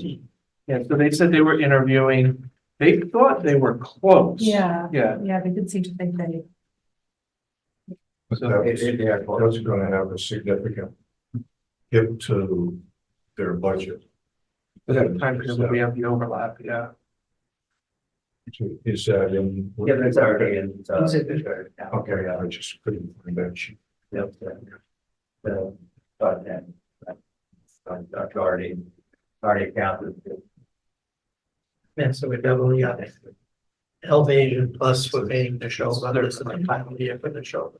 We only have 1 year, right? 1 year left on that agreement, right? And there's something in here for the staff also, right? But then the other half of the position of the administrative support person, so we do, Board of Health, building, people, and then one staff person.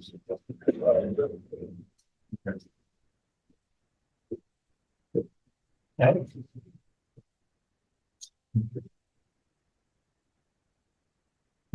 School department. There's a cap. Seriously, there's a capital thing for land use as well. Bylaw recodification. Yeah, that was the 30,000.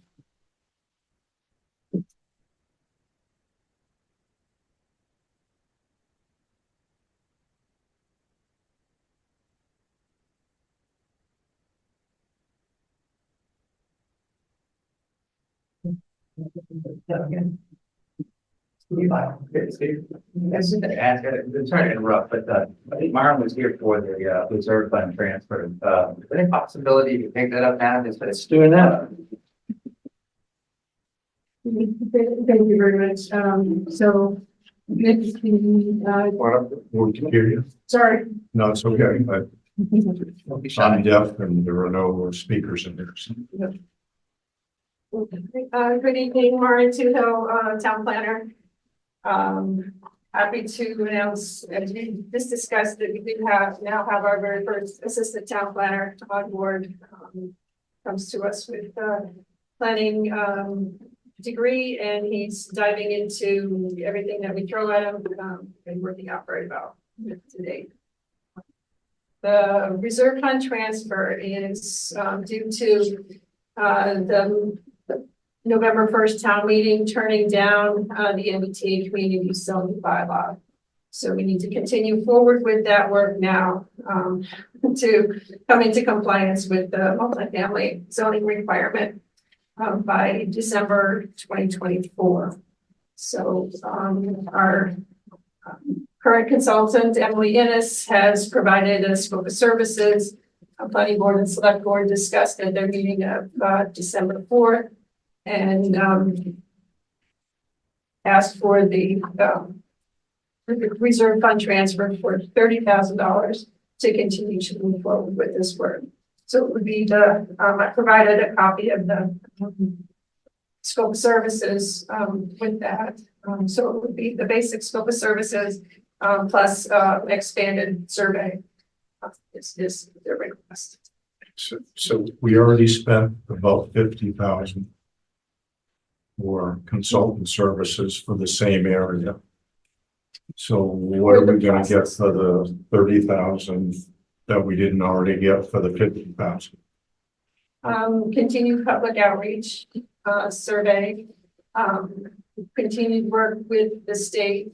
And then after the town meeting has the zoning, then we have the process of applying for, applying to the state, for compliance. So got those pieces in front of us. And the $50,000 was funded by an EPA planning assistance grant. And what happens if we get done lucky and the governor's having a good day and says okay to our letter? What I would like to do, well, the town has work zoning work in front of us, no matter what the governor says. So we need to update the zoning at King Street Common to comply.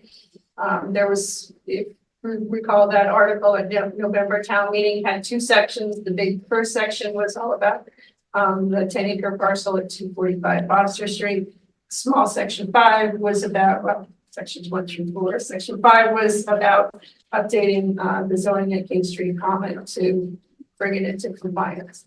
So we still have to go through that. The part of bringing King Street Common into compliance, plus applying to the state. You're running the information through the compliance model and applying to the state for approval. Is the thought right now to bring this back in May? In May, that's what we're shooting for. If I could just follow up on something Fred said too, I think that, there is additional cost for non-compliance with this in terms of consultants and, that, we have to, our hope is, as Martin said, is to go back in May, but it's also important, that, we come up with a plan that's supportable. One of the things that Martin mentioned in the 30,000 covers that we're hoping to do the survey with this, trying to get the whole entire community to get a perspective on how they feel about MBTA and zoning. But the state is adamant in terms of them pushing this forward and see what happens with that letter, as you mentioned, Fred, and see what sort of appetite the state would have in terms of providing us some element of relief. But that we can, there's the state's expectation for all 171 communities that are part of this is that they will become compliant. And so it's just important to continue to emphasize that, but also understand that there are costs associated with it as well. So, my sincere hope, and I think Martin's as well, is that when we come back in May, that we've got, a coordinated plan and a thorough, well thought process that kind of is supportive. So, And it was just. That's why I use the term dumb lucky. If she was having a really good day, we might. Well, also, I mean, I think I saw a news article last week that they've just certified 3 tenants as being. right. So this is the first phase. I think that's the end of this calendar year in terms of larger communities. And we'll see here, Newton, Brookline, came on us with the MBTA communities, and so we are the next phase of that in the community side. So, Yeah, and they're the rapid transit communities, and Littleton falls into the next category of the commuter rail. Right. But if my only thought was that if they're touting, hey, look, these folks are getting compliant, that does not make me think that they're so amenable to waivers. But hey, it's worth asking. Worth asking. The town has asked, so. Yeah. Okay. Certainly Littleton is on the state's radar. I heard from housing and livable communities right away. So we're looking to set up a discussion early this year. One last thing, too, Steve and I talked about different ways that maybe we could fund this, and maybe savings from, the fact of being the assistant planner position with. Well, but I think this was a more transparent way to come forward to the finance committee to ask you for this, as well as, again, to repeat, there are going to be continued expenses, but not compliance. So, emphasize the importance of us coming to get on it, and absolutely. I'll make a motion that we support the request for reserve fund transfer in the amount of 30,000 for the MBTA communities, whatever it is. Second. Moved in second. Any further discussion? Take a vote. All in favor? Aye. All right. Opposed? You got it. Thank you. Oh my God, I already got a message about it.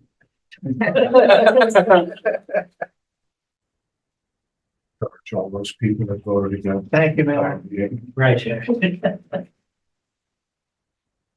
School department. School department has submitted a budget of $1.3 million increase. And the detail that I gave tonight in the schools. There is the detail that Ryan was able to get that details the amount of the increase and what they have going for, 1.3 million. I've also attached a sheet that Steve Mark did for us as far as their spending from their revolving funds and other funds that they have. We reached out to Kelly.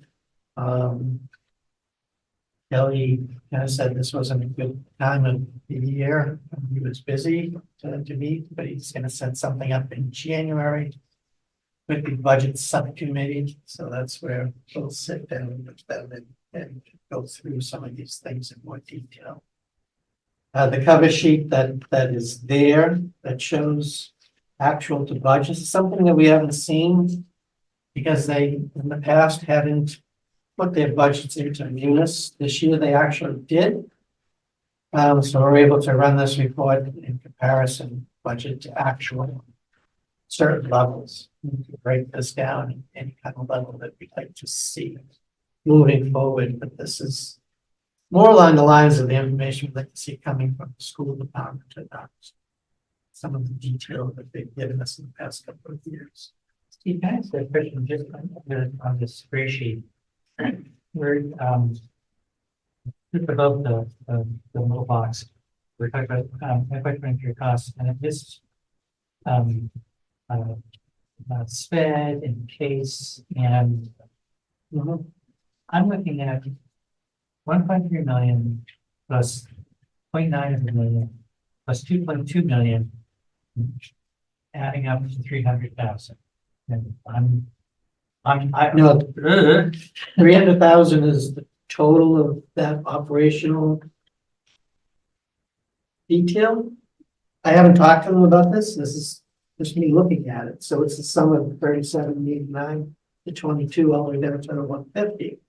There is nothing there for the out of district tuition. because it's So the expected tuition increase of 113 is being covered by the current budget, students aging out. So I think they just put that there for informational for us to say, hey, don't forget other out of district tuition is there. Okay, but they're not increasing their budget because of, that's how I read it. okay. Yeah, it's just I look at the out of district tuition 5% increase. Case collaborative tuition 5% estimate. 5% increase estimate. I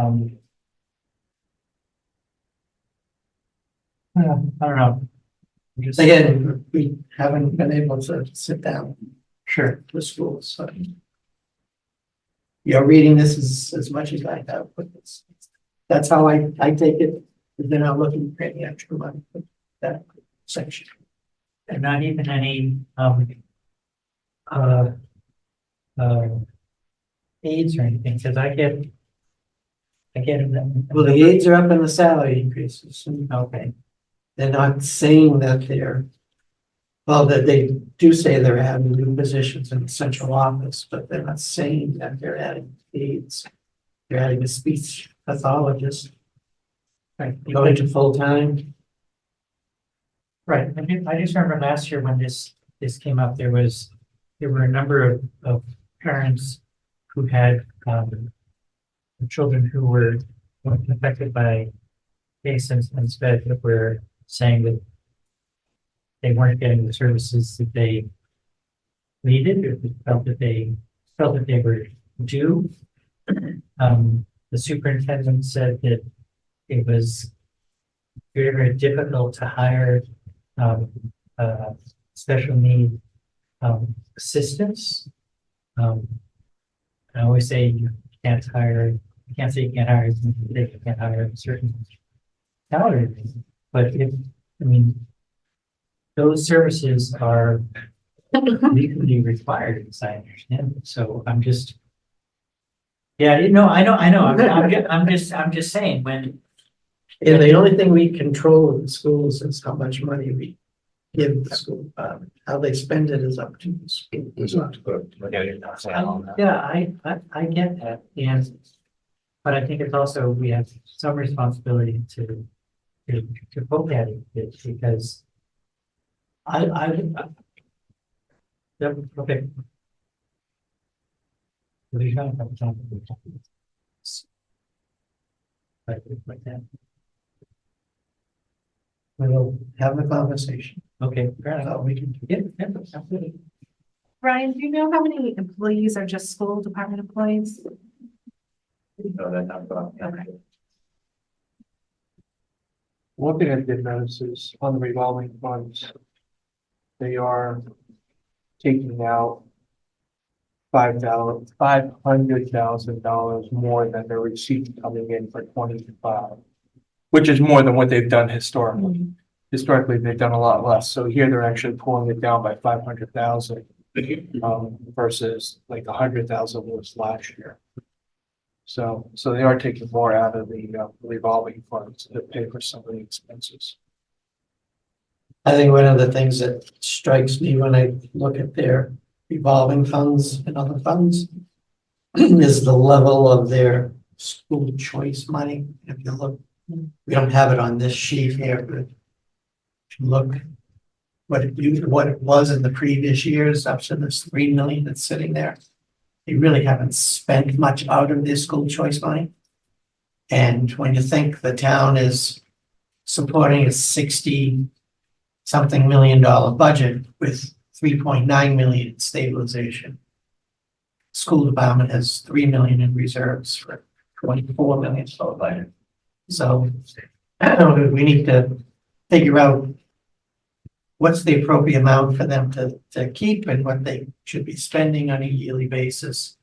And same thing, one-time monies, one-time expenses, the maintenance things that they could be funding out of those funds, relieving the pressure on their operating budget. to do that. It's something that they haven't done. I think I said this last year, like if you go out and you use one-time funds to buy whatever 100 iPads, in year 3, that does not go to the general fund. That needs to stay with the school because it doesn't automatically become part of your budget now. So this gray It sheet, has happened. Oh, it has, yes. this gray sheet though is just, these numbers are just what they're looking for the town. It doesn't necessarily mean that there's only one new position for an assistant. That's just all that they're asking for our portion, right? But because this now plugs in, we can see the total increase in those lines. Is that, do I understand that correctly? Like, this doesn't mean that their salaries are increasing by 863. That's just the portion they're looking for the town up of it.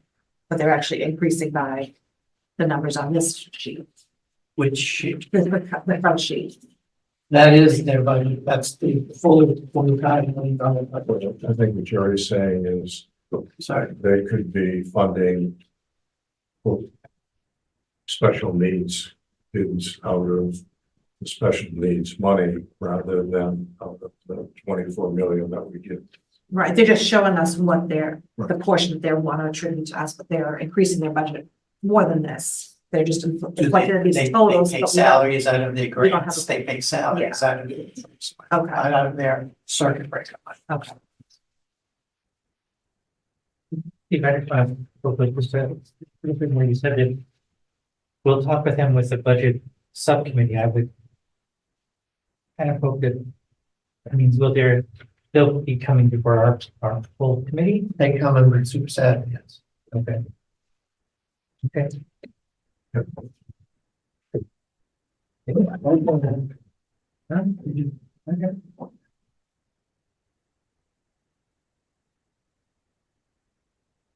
Good schools. Short text, did we reach out to Charlie? I did, he didn't get back to me. That's. Did you get the 845 from the Trevor Tech? And that was, I'm gonna put in a blank folder for it. Okay. I think Charlie come by the office. Because it's Names of built property. on the previous year's set counts. Yeah, so, I don't know if there's a lot phased off at this point, so if you get anything back. I'll reach out. But I'm not sure, yeah, All right, last section here. You're holding us up. I am. I'll go through these quick. There's a lot of departments here. One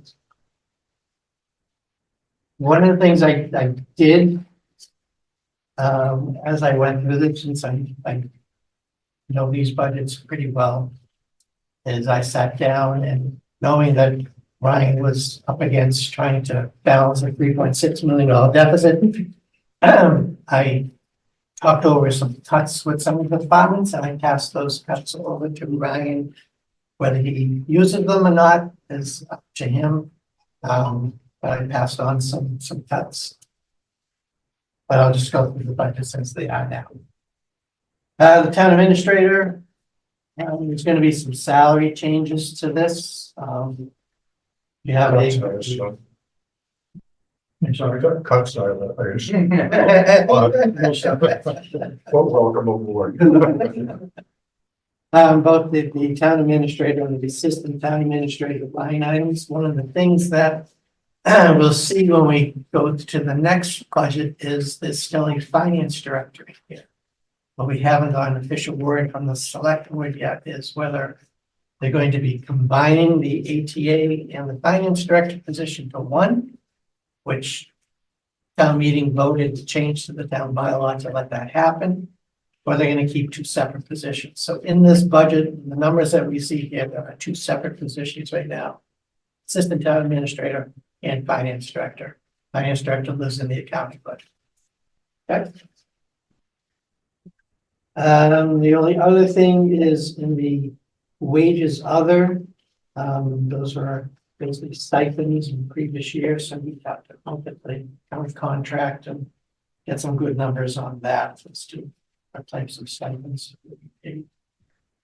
For accounting, the next department, again, there's a finance director salary sitting there that may disappear, that may stick. The only things that we're going to be talking about,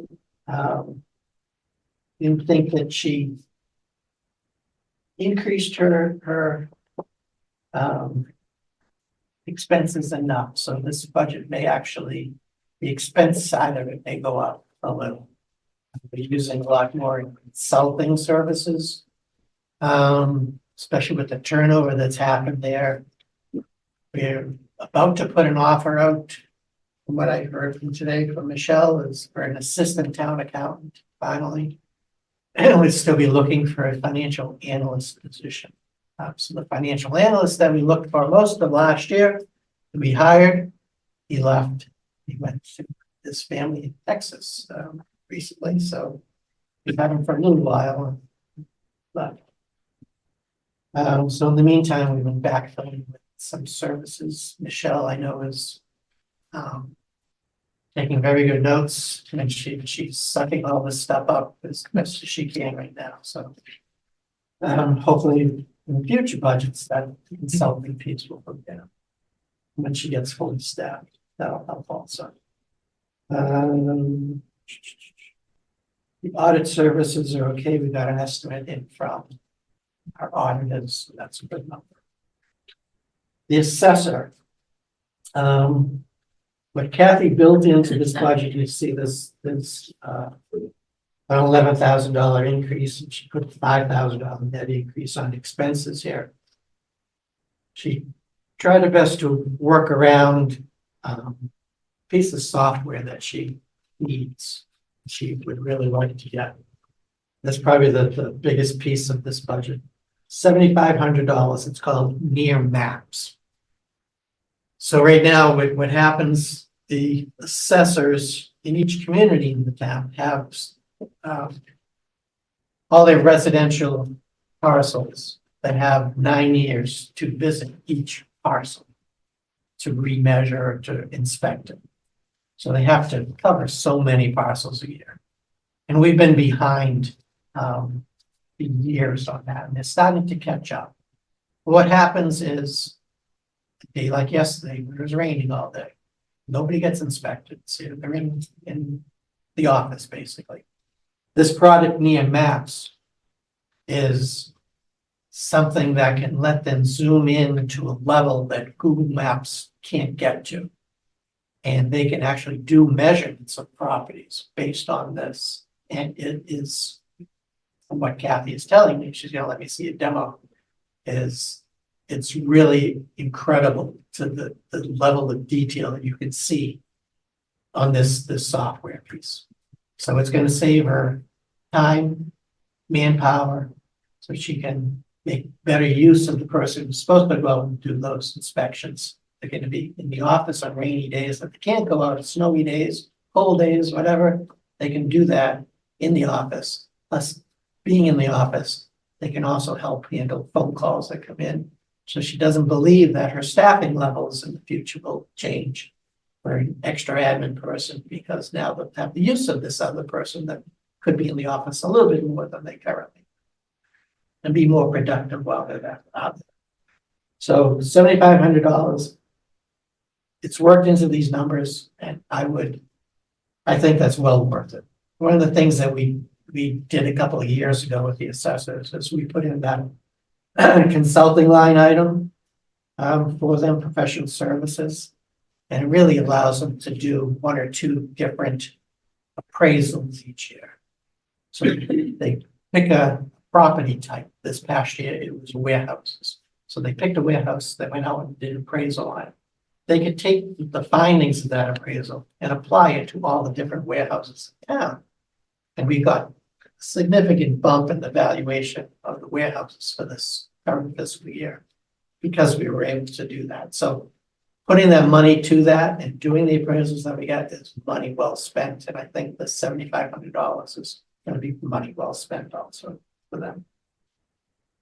Right, that says increase our assessments of people's properties, increase your taxes, stuff like that, but then. One of the things, But then we have more revenue coming to the town.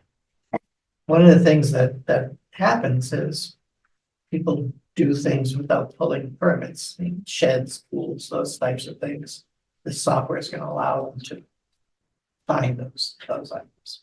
Is it like a live drone that? They or some sort of do, Live. they do, images? instead of Google, who does it once every 2 years or something, this company does it 3 times a 3 year. times. Oh. Yeah. Oh, no. It's North Korean spy center. That's right. It's gonna save us money, we should get it. Absolutely, it will. All right. It's out there already though, so it's on the software. We just need to get the software to see it because it's already out there. Yeah. Yeah, so Yeah. it's already out there. It's Yes. out there. It's Yes. right here in this room, probably. Yes. All right. The next one, HR. I'll go through.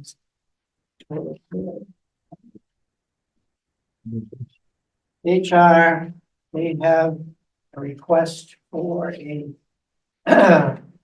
part-time staff position. So there's currently a person there working the desk who is being paid from the accounting budget.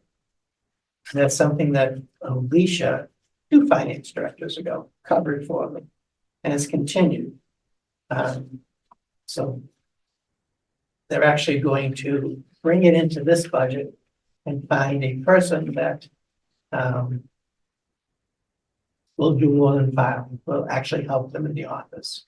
Person who's doing the filing now will use their senior hours to continue doing. So is that just a shift of funds from the finance department to the HR department? It would be a shift of funds. However, I think we should look at this as a new position, because I don't think it ever should be paid out of the. My recollection. Yeah, no, I- Is that the financial assistant position where that was vacant for an extended period of time, that's where a lot of that funding come from. So then when we filled it, then we It stayed there. addressed it, and it's currently empty, so. That. So that's something that she's requesting, is to bring that in as a part-time position. She has an increase in her pre-employment medical. She's looking at that as based on some of the bills that she's been paying. That's one of the things that I recommended that gets cut to Ryan. I think we can work at that $20,000 level. The other thing I talked to her about, and that this, I hope is in Ryan's cuts, is the personnel reserve fund sitting at $60,000. That's the money that was set aside in case somebody was to leave and we had to pay out vacation time. That was put into that budget. We haven't used it in 2 years. It hasn't gone to use. My suggestion to Ryan is to reduce that by $20,000 to pay for this person that's coming. If he chooses to use it. So that's how I would fund it. The tax collector, salary increase, no expense increases. Her big expense is the other services, sending the tax bills. And now 4 times a year to Kelly and Ryan, who prints our bills for us. We switched to bill printing maybe 2 or 3 years ago. We used to do it in-house. And it was very labor intensive. That's the only thing with that budget. Treasurer. $44 increase. I think that's just to show what we've been doing there. Make some good points here. Again, there's some things there that I talked to Ryan about. And finally, information services. Information services, remember a couple of years ago, or maybe even last year, we moved things out of Nancy's budget, put it directly to the departments who are responsible for that software. So there's a big shift. Just fees, expenses in general for the IT department are going up. Licensing from Microsoft is going up. And everybody has a license to Microsoft. I forgot what she said it's going to, we got the detail, it's going up by. Microsoft.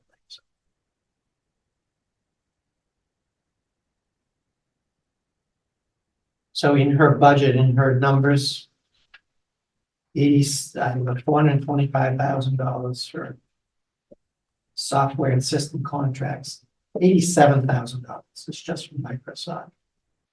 That includes the licenses, Mimecast, secure messaging, email archive, endpoint security.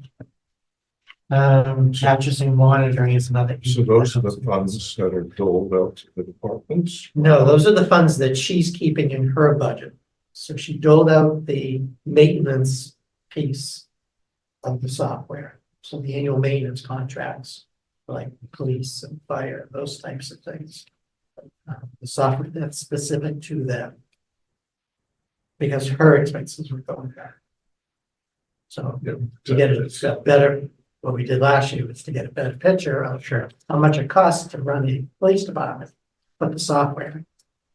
That costs. These are more generic to the town as a whole. Is there any thought to move off of Microsoft? She did not mention it. I think we're pretty ingrained in Microsoft.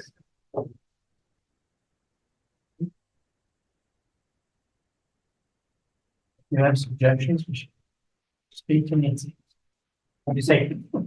I work for a cloud consultant in the company, and we have customers all the time. We save them tons of money. The other big expense is Tyler. That's our accounting software accounting. Yeah, yes. Yes, we're paying Tyler $122,000 on that 425. Software. That's all his wife. Yeah. I did think it's just funny that the salary went down by $1.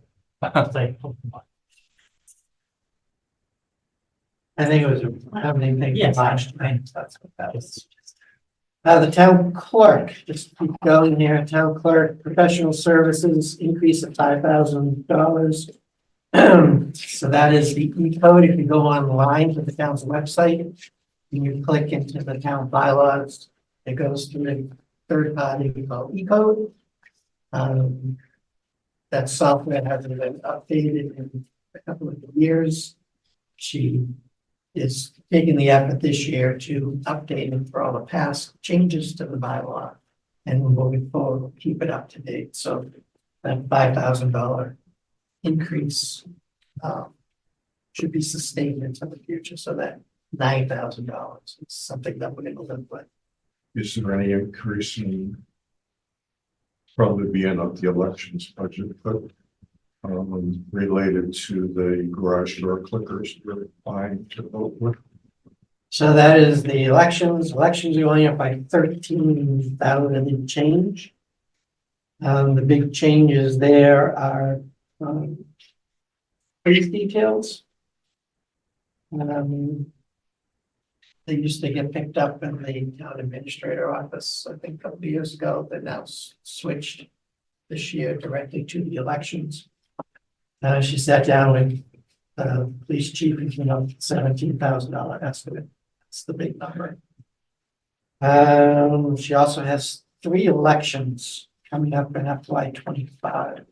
So there's the primary, the presidential, and the town, and the regular May town meeting. So she has the staff. For those elections, she has to do the early voting week before, and that costs money and time, things like that. As far as what she's able to do with the voting machines, Diane's been very resourceful with her voting machines.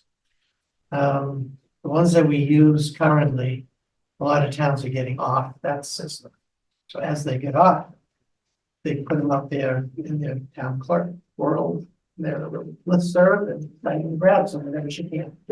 She now has 6 extra voting machines that she can use for parts if she needs parts, if one of them breaks, and she has another one. She is looking to replace those machines that we currently use within the next 2 budget cycles. She thinks by picking up the 3 that she just picked up, she may be able to delay 3. She has it in the budget right now. In her capital plan for FY26, and maybe it'll push up to 27. I don't think it'll like this out. That's not- It's not big bucks, I mean, It's not big bucks, so but let's just do it. she, $24,000. let's see. 24,000. Yes, yeah. But that's only 3 machines, I believe. And that's what she needs is 3 machines. Does she have like So right now she has 6. a garage where she keeps all of these parts? I'm and- sure they're down the basement somewhere.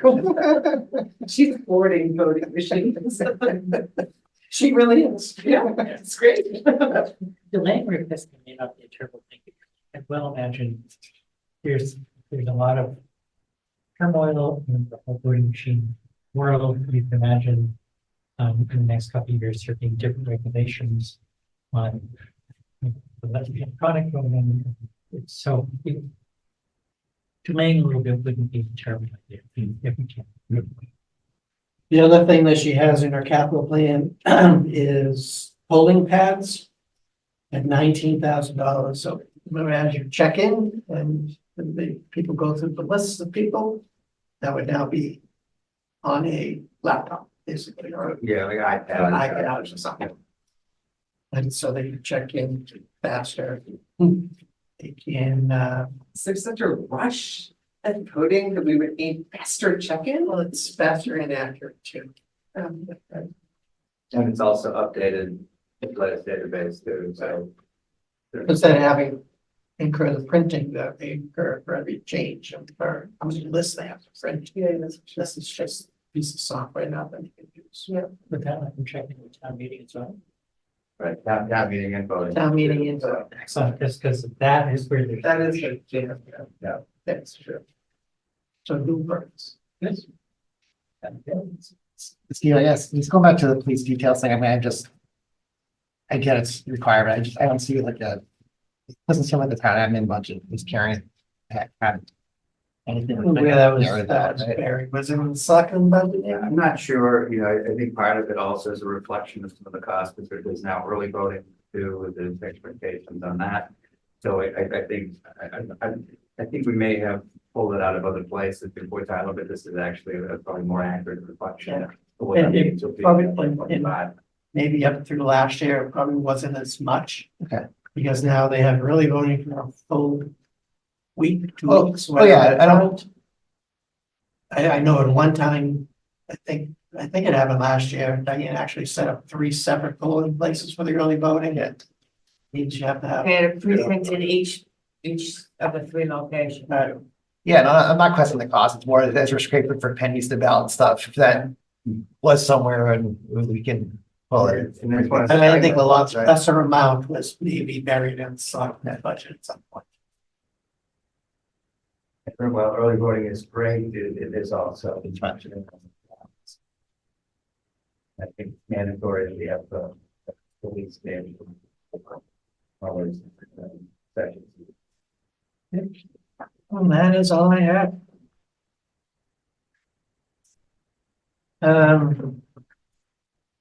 So on things that we asked questions about tonight, if there are still unanswered questions, I hope you made notes on the departments, so when they're sitting in front of us, we can ask those questions. And I do have one request is on the revenue, if we can get the detail behind these numbers here.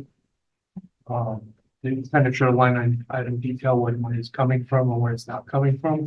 Like, for example, seeing the fees from the lake.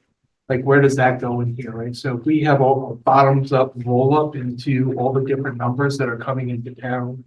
And then another email that I sent to Ryan is the HCA's, for example, is all the money that's due to the town, but we haven't collected yet. So seeing that, because let's say there's $500,000 in HCA funds that we haven't collected, that's a big number that we should say, okay, should it be in this number and we go and collect it? Or are we going to give it back to the businesses and not collect it, but have that conversation? So I will talk with Kim and Robin about putting a detail in there for the breakout of local receipts. It's basically the only. That might be the only I mean, one then that needs it. Then Something like the beach things that goes into the, it's a revolving fund. fund. That's okay.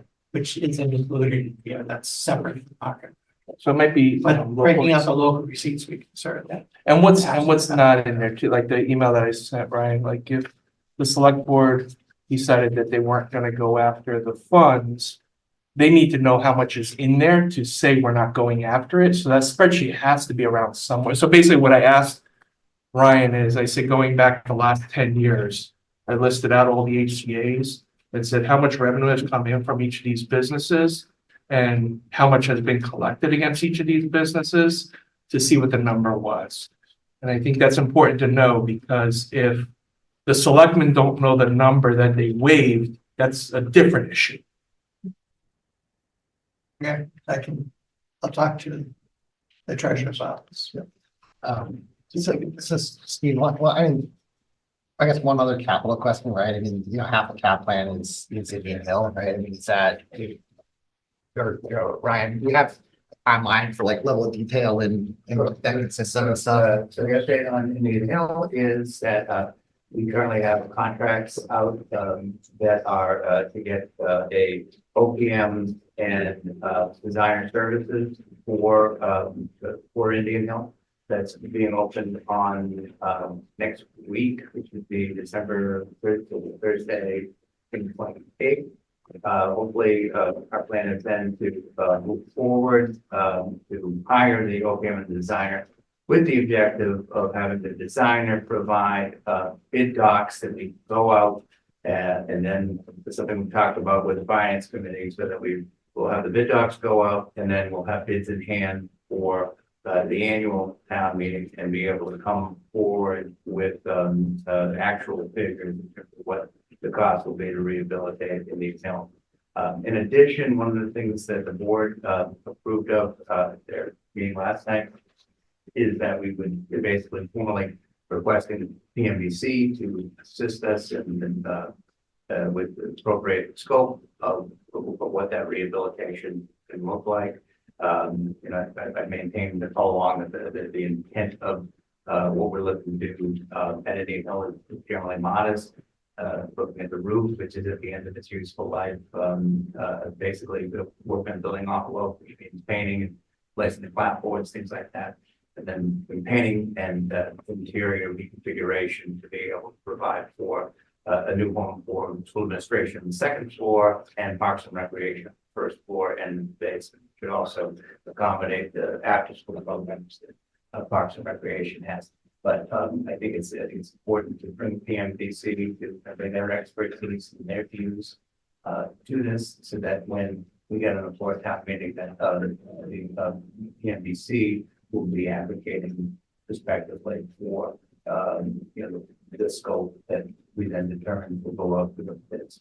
Okay, yeah, no, that's all. Yeah, get them involved. This. I thought we had already talked about doing that though, to have them kind of value engineer the original, Right. But information we had and- yeah, so that's part of what they're going to do in the process. but they haven't done anything during all this time. Well, right, and I think that, you know, again, you know, the actual scope of work in terms of what we're looking to do, I mean, you know, and what to, you know, so-called value engineer out of, when it comes to like a building envelope or a roof, it's really straightforward. I mean, it's not necessarily, you know, maybe there'll be different materials and maybe you'll be able to use things of that nature. So, but the hope is that PMBC will be working with our OPM and our designer services contracted to finalize what that, you know, what that would look like. And if that means things, different materials or, you know, so different configurations, you know, we hope to get through some of that cost savings through the PMBC and our OPM at this stage. I just thought somebody was working on getting quotes during all this intern time, but that's not the case then. There's, Yeah, so we had a quote, as you remember. Yeah. So when we talked about this at the town meeting, so we had that estimate, and this, our goal since then has been to, you know, to come to town meeting with bids in it. So that's what we're doing, Oh. so. But I think, I mean, 6 to 9 months have gone by, and we haven't seen anything, and I'm just concerned that we won't see, I mean, last year, we didn't see those numbers until literally 20 minutes before town meeting, so we said no. And it would be. Well, that's why, Brian, you know, going through PMBC is part of that process. Exactly. Okay, and there had been some back and forth about, do we want to do everything that's needed to the building at once in a big bang, or do stagger it out a little bit, do as needed? And I think you had advocated for, be there, do about once. Yeah, that's, I think that, and again, that's why PMBC is kind of hitting on the same theme, which is why we're bringing in PMBC to look at it. I mean, I'll be straight out as to what my perspective is. You know, this isn't like wine. It's not going to improve with time. So, you know, we look at, you know, you look at a roof, you know, that is over 30 years old.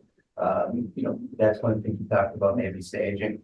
And that, you know, while we, you know, we can appreciate the thought that maybe there might be a way to put some of these things up. When we look at our capital plan, you know, one of the things that we're going to talk about is we have roughly about $10 million of roof work at the school. So, you know, so then coming back for Indian Hill becomes a problem, because then you know you have a roof that's getting to the end of its useful life and waiting further. You know, if you have you're trying to maintain a facade, the first thing you want to focus on is make sure the roof is solid, so that, you know, that there isn't any leaking. So, you know, to me, it just seems like the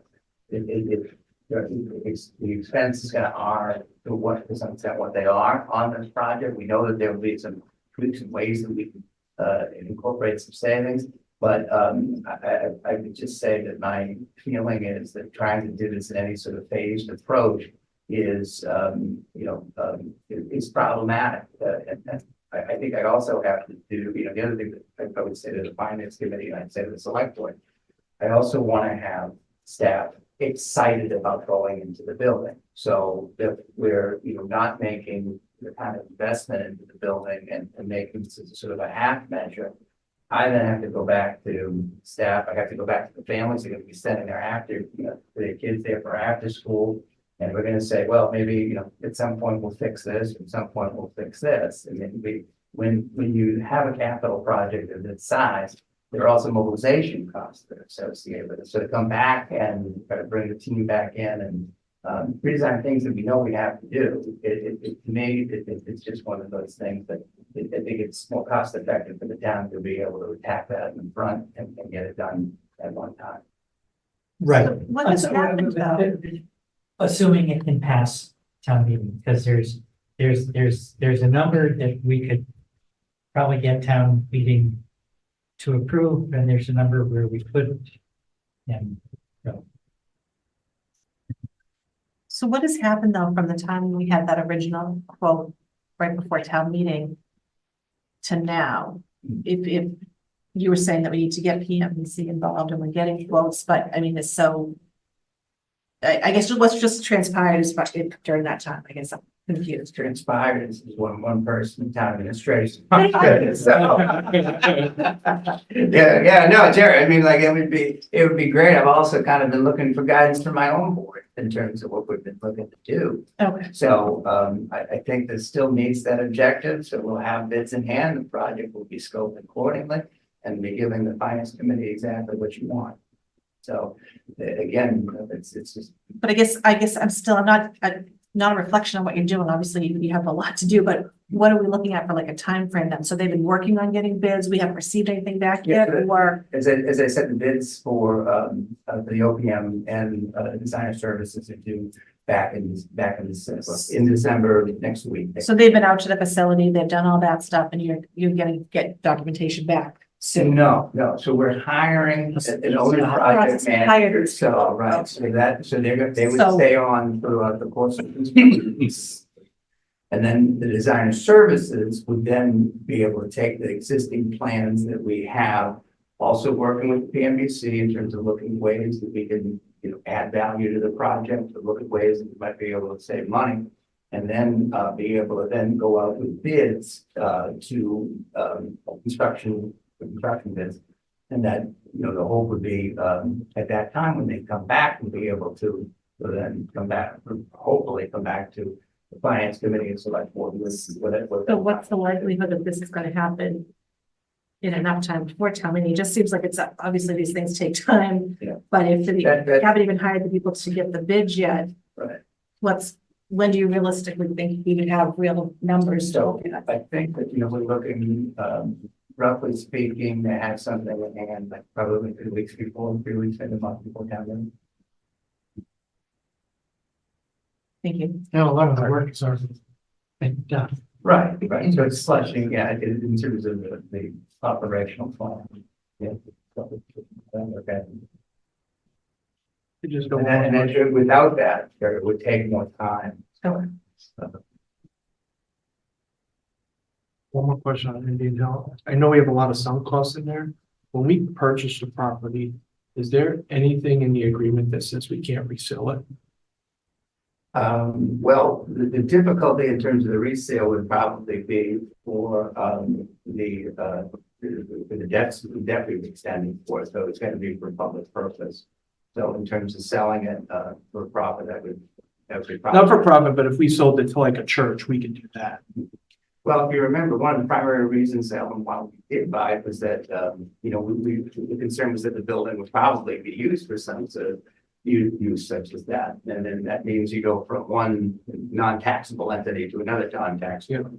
Now, the town is a non-taxable entity, Yeah. but at least then we have an asset that is adjacent to our high school and we'd be able to.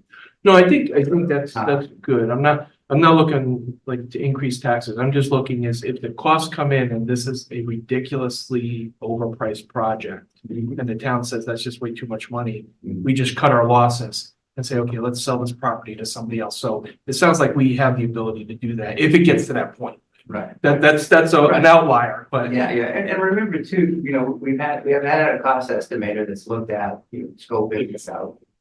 I think that when we talked about this before May 1st town meeting, about 3.25 million at that time. So, and again, that's before the NBC gets involved, before we look at any other ways. But it's, remember the buildings, was essentially renovated mostly in 1991. So a lot of the systems and buildings, it's in good shape, but generally speaking, but you start seeing other things like when we turn the heat on, we want to provide heat in the winter, so that we can basically have a sprinkler system running. And I think saying we're 12 units of that, like 9 that were actually working. So we still have to keep heat in the building, but things that we then have to look at, because again, those systems are 30 years old and need to be looked at. With, I guess different topic, with all the, kind of conversation going on around the orchard, are we expecting the potential for there being costs for the orchard? Not in that budget. So one of the things that the ad hoc, the Nagog Hill ad hoc working group has been working on is to do a request for information to see basically whether or not there's any interest in potential renting the parcel or sale of the parcel. And so they've made, from what I've seen, a lot of progress. We actually have a draft RFI that's being circulated. So my understanding is what the group is looking to do is once the information's back from the RFI, and then kind of look at that, talk about what different options and alternatives have been basically. It's basically a no cost thought that you can throw ideas into the town and say, this is something I'd be thinking about. And then from that, we can refocus what a request for proposals would be. And again, that'll help guide them in terms of whether or not they're looking at leasing it or potentially selling it as well. Okay. But in terms of expenses, I mean, that's, with this budget, I certainly don't want to be adding anything else, but it's, we just continue to try to do the base level at DPW, keep an eye on things for the time being until we can determine what the orchard's future will look like. Yeah, I wasn't sure if we could kick the can to 2025 or, so, okay, right. But I think I give the working group a lot of credit. It looks like they're serious and want to be able to have a better sense. I think that RFI is the very first step to see what sort of ideas that maybe the town has been contemplated what that future could look like for the orchard. Okay. We have a joint meeting scheduled for the 16th and the 23rd with the select board. That's where the department would come in and talk to their budgets. At that point in time, we would have cuts coming in that Ryan is working on. So I guess my question to the two of you is, does it make sense to schedule something a week before with the select board and us to go over the cuts? How we came to it in a little bit more detail before the departments came in? That makes sense. What were you We like the 9th, is that a Tuesday? What day is the select board? Maybe we could do it just during the Monday meeting. That's a possibility. Like me, We'd have enough time in a select board meeting to go through this. Ben for the throw at us. So I don't, I don't see why I couldn't. So if you don't mind, don't do it like what. It's fine. So we'll leave it flexible right now, either the 8th or the 9th, depending on what Barry would like to do. We'll either go there or they can come to us on the 9th. Okay. Then we have Super Saturday on the February 3rd. Something I'd like to do at some point before that Saturday afternoon session where we kind of rush through capital, take a better look at capital and the components that fund it and take a little deeper dive on it. that if it's a Tuesday meeting that you guys plan on to talk about the cuts, maybe we can do it at that meeting too. Take a better look at capital and funding of it. I think that afternoon on Saturday is kind of rushed for that. And we're running out of time to fit something else in unless we extend it past that third day, go a little further in. Okay. So I can have a conversation with Gary, as that. And see how he wants to. Okay. So maybe keep the 9th kind of flexible for now. And we'll definitely plan on the 15th and the 23rd, and February 3rd, 15th or 16th? 16th, sorry. 16th. And since we're talking schedule, I'm thinking about the policy group. Policy group, the school committee was meeting, or they did meet. Justin was supposed to get me their person that they're putting on it. He hasn't done that just yet, so I'm thinking maybe they haven't met. So it's probably not gonna meet until January. So that's what that, so. Because I'm just trying to think ahead. I could imagine hoping the policy group would come up with some proposals that might need to get on the top of the market. As far as changes in policy, on town meeting, there's no policy that we need to go to town meeting. That's not necessary. Okay. That goes. Okay. I mean, the big thing that we were initially discussing is policy changes. We're waiting on Chase to do something for us, and this committee won't be ready till into January to get us the data that we're looking for. To me now. But once I do get the school committee number, I have to send around policies to everybody, so they have them, so we can.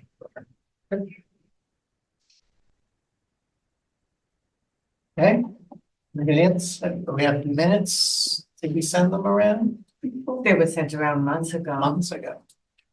Everybody remembers those, right? Oh, yeah. Absolutely.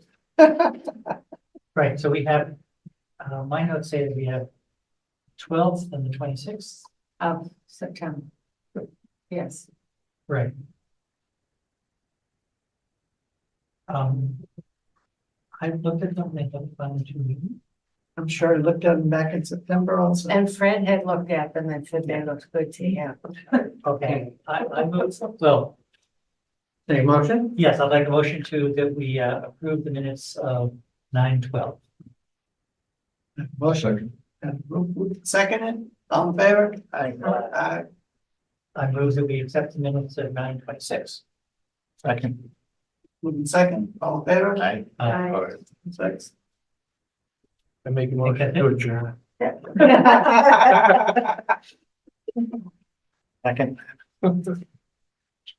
Ryan. All set.